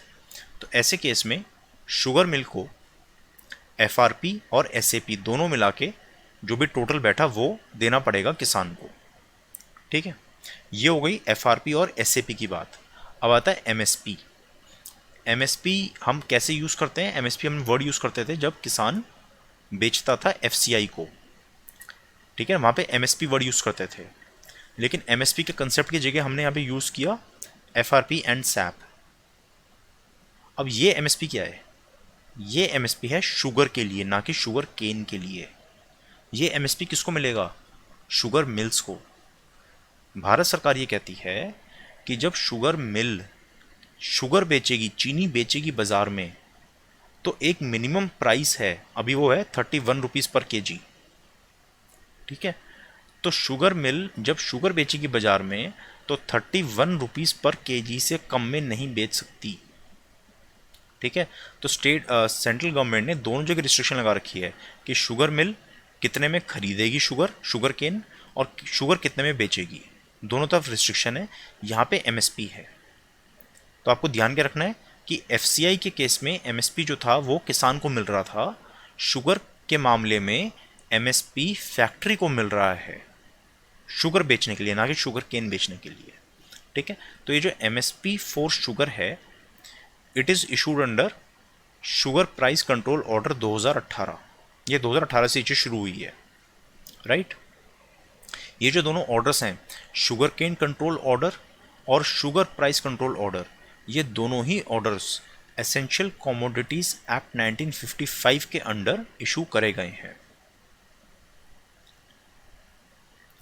2015 का क्वेश्चन देखो, fair and remunerative price of sugar cane को कौन अप्रूव करता है? सीएसीपी अप्रूव नहीं करता है, सीएसीपी रिकमेंड करता है।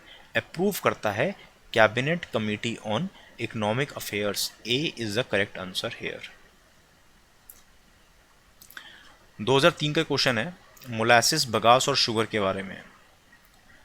देखो प्रोसेस ये होता है कि जो शुगर केन है, शुगर केन से आपको मिलेगा शुगर, ये गन्ने का जूस, ठीक है, गन्ने से मिलेगा गन्ने का जूस। एंड ये जो नीचे रफेज सी मिलती है इसको बोलते हैं बगास, ठीक है। बगास में कैलोरीफिक वैल्यू अच्छी होती है, इसको जला के ऐसे सोचो कि जब इसमें कैलोरीफिक वैल्यू अच्छी है तो इसको एज अ फ्यूल यूज़ करोगे। एंड जब इस गन्ने के जूस को बॉईल करोगे बढ़िया से, तो इसमें से अलग अलग प्रोडक्ट्स बन सकते हैं इससे। जैसे इससे शुगर बनती है, इससे आप गुड़ बना सकते हो, एंड एक बाय प्रोडक्ट होता है मोलासिस, ठीक है। तो शुगर केन से शुगर केन जूस और बगास बना। बगास को आप यूज़ कर सकते हो पावर जनरेशन के लिए या पेपर प्रोडक्शन के लिए। शुगर केन जूस से मिला हमें sugar, jaggery and molasses. Molasses एक बाय प्रोडक्ट होता है, इसको आप यूज़ कर सकते हो कैटल फीड के लिए या अल्कोहल या इथेनॉल बनाने के लिए। अब ये जो इथेनॉल वाली चीज़ है, ठीक है, कि शुगर, ये जो हमें इथेनॉल वगैरह बना सकते हैं हम शुगर केन से, एक गवर्नमेंट का इथेनॉल ब्लेंडिंग प्रोग्राम है कि हम पेट्रोल में इथेनॉल मिक्स करें। उसके बारे में हम डिस्कस करेंगे जब आपका अपडेटेड मटेरियल आ जाएगा। तो अपडेटेड मटेरियल में हम इसके बारे में डिस्कस करेंगे बढ़िया से कि बायोफ्यूल्स क्या होते हैं, इथेनॉल क्या होता है, बायोडीजल क्या होता है, इनके ऊपर यूपीएससी क्या क्वेश्चंस पूछ चुका है, ठीक है। अभी फिलहाल आप मोलासिस समझ गए, मोलासिस क्या होता है, बगास क्या होता है, ये मोलासिस, ये बगास। 2003 का क्वेश्चन पढ़ो, molasses is a by product of sugar production process. बिल्कुल सही बात है। Bagasse obtained in sugar mills is used as a fuel. बिल्कुल, शुगर बनाने का काम आता है। ये जो बगास निकला है, ठीक है, इसी बगास को आप यूज़ करते हो शुगर बनाने के लिए, क्योंकि आप बगास को जलाओगे, ठीक है। इसकी कैलोरीफिक वैल्यू है कुछ इसके अंदर। शुगर सिर्फ शुगर केन से ही बन सकती है, गलत। और भी बहुत सारी चीज़ें होती हैं, जैसे बीट रूट वगैरह होता है मेरे ख्याल से, ठीक है, और भी कोई चीज़ होती है जिनसे आप शुगर प्रोड्यूस कर सकते हो। तो शुगर केन अकेली चीज़ नहीं है। तो 1 and 2 are correct. Ethanol blending हम अपडेटेड मटेरियल में पढ़ लेंगे। अच्छा, गवर्नमेंट का एक लॉ है 1987 का, जूट पैकेजिंग मटेरियल एक्ट। इसके तहत इंडिया में जितने भी फूड ग्रेन्स हैं, गेहूं चावल वगैरह, आपको वो सारे जूट में ही पैक करने हैं, चाहे वो भीग के बेकार हो जाएं, लेकिन कंपलसरी ये कानून है कि आपको जूट में ही उसको पैक करना पड़ेगा। ऐसे ही 20% ऑफ द शुगर वो भी आपको जूट बैग्स में ही पैक करनी है। शुगर एटमॉस्फेयर से मॉइस्चर एब्जॉर्ब कर लेती है, ख़राब हो जाती है, लेकिन फिर भी सरकार कहती है कि आपको ये करना ही पड़ेगा। क्यों? क्योंकि हमें जूट को प्रमोट करना है। और सरकार बार बार इस चीज़ को एक्सटेंड करती रहती है, इस प्रोविजन को। ये नहीं पुराना कानून है, किसकी नज़र नहीं गई इसके ऊपर। बार बार सेंट्रल गवर्नमेंट के सामने ऑप्शन आता है कि इस चीज़ को हम बंद करें, लेकिन गवर्नमेंट बार बार इसको एक्सटेंड करती रहती है। जैसे अक्टूबर 2020 में भी किया है, ये इनका रोज का है, ठीक है। ये सरकार 30 साल से करती आ रही है। Next topic is cow science exam. Cow science exam से फोकस है यंग स्टूडेंट्स पे, यानी कि कॉलेज वाले यूथ पे। तो देश के सभी कॉलेज एंड यूनिवर्सिटीज़ में कामधेनु रिसर्च सेंटर खोले जा रहे हैं। एंड यूनिवर्सिटी ग्रांट्स कमीशन ने भी सभी स्कूल एंड सभी कॉलेजेस एंड यूनिवर्सिटीज़ को बोला कि प्लीज़ इंश्योर आपके यहाँ स्टूडेंट्स जो हैं वो काउ साइंस एग्ज़ाम को दें। उसके लिए राष्ट्रीय कामधेनु आयोग ने एक स्टडी मटेरियल भी निकाला था, एक रेफरेंस मटेरियल की तरह से। एंड ये एग्जामिनेशन होना था आई थिंक शायद फरवरी में, लेकिन बाद में वो कैंसिल कर दिया गया। वो एग्ज़ाम कैंसिल क्यों कर दिया गया? ये जो रेफरेंस मटेरियल था, स्टडी मटेरियल था, इसमें किस तरह की चीज़ें लिखी थी? इसमें लिखा था कि 1984 में जो भोपाल ट्रेजेडी हुई थी उसमें 20,000 लोग मर गए थे, ठीक है। लेकिन जिन घरों में काउडंग से दीवारें लिपटी हुई थी, पुती हुई थी, वहाँ पे लोग आसानी से बच गए। और इसीलिए अगर आप देखोगे तो आज भी इंडिया और रशिया के न्यूक्लियर पावर प्लांट्स में काउडंग को as a radiation shield use किया जाता है। मतलब ये व्हाट्सएप तो बहुत पहले से आ रहा था, बट अब ये भारत सरकार ऑफिशियली इंडियन यूथ को ये चीज़ें सिखा रही है, ठीक है। मतलब आप थोड़ा सा लॉजिक भी अगर देखो तो एक घर है, घर की दीवार पे अगर गोबर लगा हुआ है तो खिड़की दरवाजे से हानिकारक गैस अंदर नहीं आएगी, अपने आप रुक जाएगी एंड लोग नहीं मरेंगे। और ऐसा हुआ था, मतलब ऐसा कुछ भी चीज़ें बताई जा रही हैं, ये भारत सरकार ऑफिशियली बता रही है बच्चों को, स्टूडेंट्स को, कॉलेज स्टूडेंट्स को। ठीक है, देखो मेन पॉइंट ये है कि व्हाट्सएप एक चीज़ है, ठीक है, आप उस पर जो मर्जी फैलाओ चीज़ है, बट ये चीज़ें जब मेन स्ट्रीम हो जाती हैं, सरकार ऑफिशियली बताती है, तो वो चीज़ थोड़ी दिक्कत वाली हो जाती है। फॉर एग्ज़ाम्पल आजकल एक व्हाट्सएप बहुत चल रहा है कि गाय के गोबर को अगर आप जलाओगे तो उससे ऑक्सीजन पैदा होगी। तो बहुत अच्छी बात है भाई, देश में लोग मर रहे थे ऑक्सीजन की कमी से, आईसीयू में आप खूब सारा गोबर जलाओ।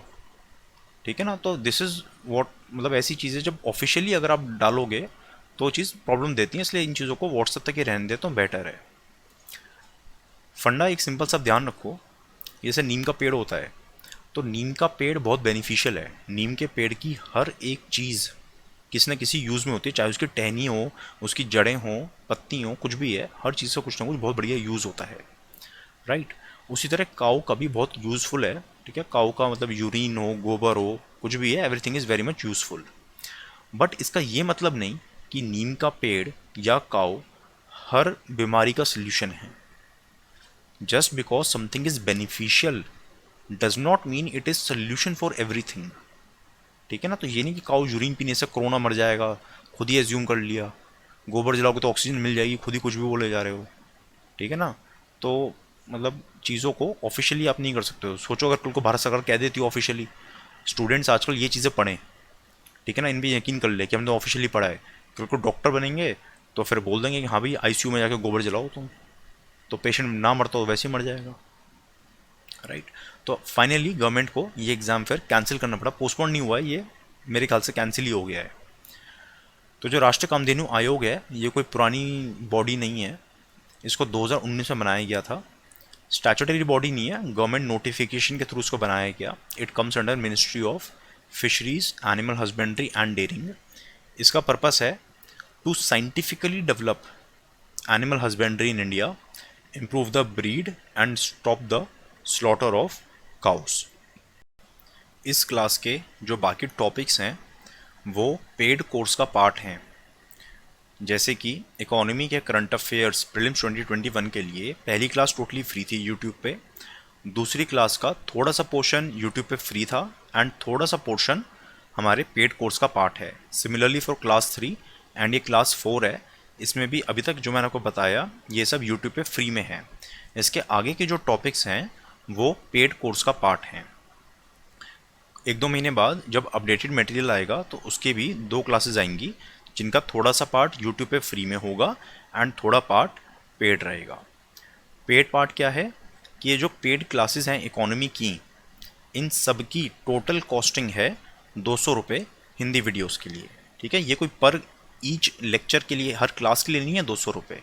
इकोनॉमी के ये जो सारी क्लासेस का पेड पोर्शन है, इन सब की टोटल कुल मिला के 200 रुपये कॉस्ट है। इंग्लिश में चाहिए तो 250 रुपीज़ है, राइट। ये जो अपडेटेड मटेरियल आएगा इसकी भी क्लासेस पेड वाला पोर्शन इसमें इंक्लूड है 200 रुपये में। पेमेंट करने के लिए आप इस वीडियो के नीचे डिस्क्रिप्शन बॉक्स में जाओ, डिस्क्रिप्शन बॉक्स में पेमेंट लिंक है, वहाँ पे पेमेंट करो एंड उसके बाद 48 आवर्स के अंदर आपको एक्सेस मिल जाएगा वीडियोस का।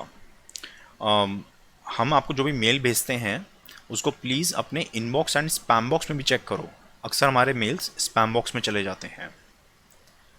इकोनॉमी के बाद ऐसे ही अगर आपको एनवायरनमेंट का भी कुछ वीडियोस यूट्यूब पे फ्री में रहेंगी एंड वीडियो का कुछ पार्ट पेड रहेगा। तो ऐसे ही मान लो एनवायरनमेंट है, एनवायरनमेंट की भी आपको पेड वीडियोस चाहिए होंगी जब आएंगी, तो again you will have to pay 200 rupees, again 200 rupees for science and tech and so on.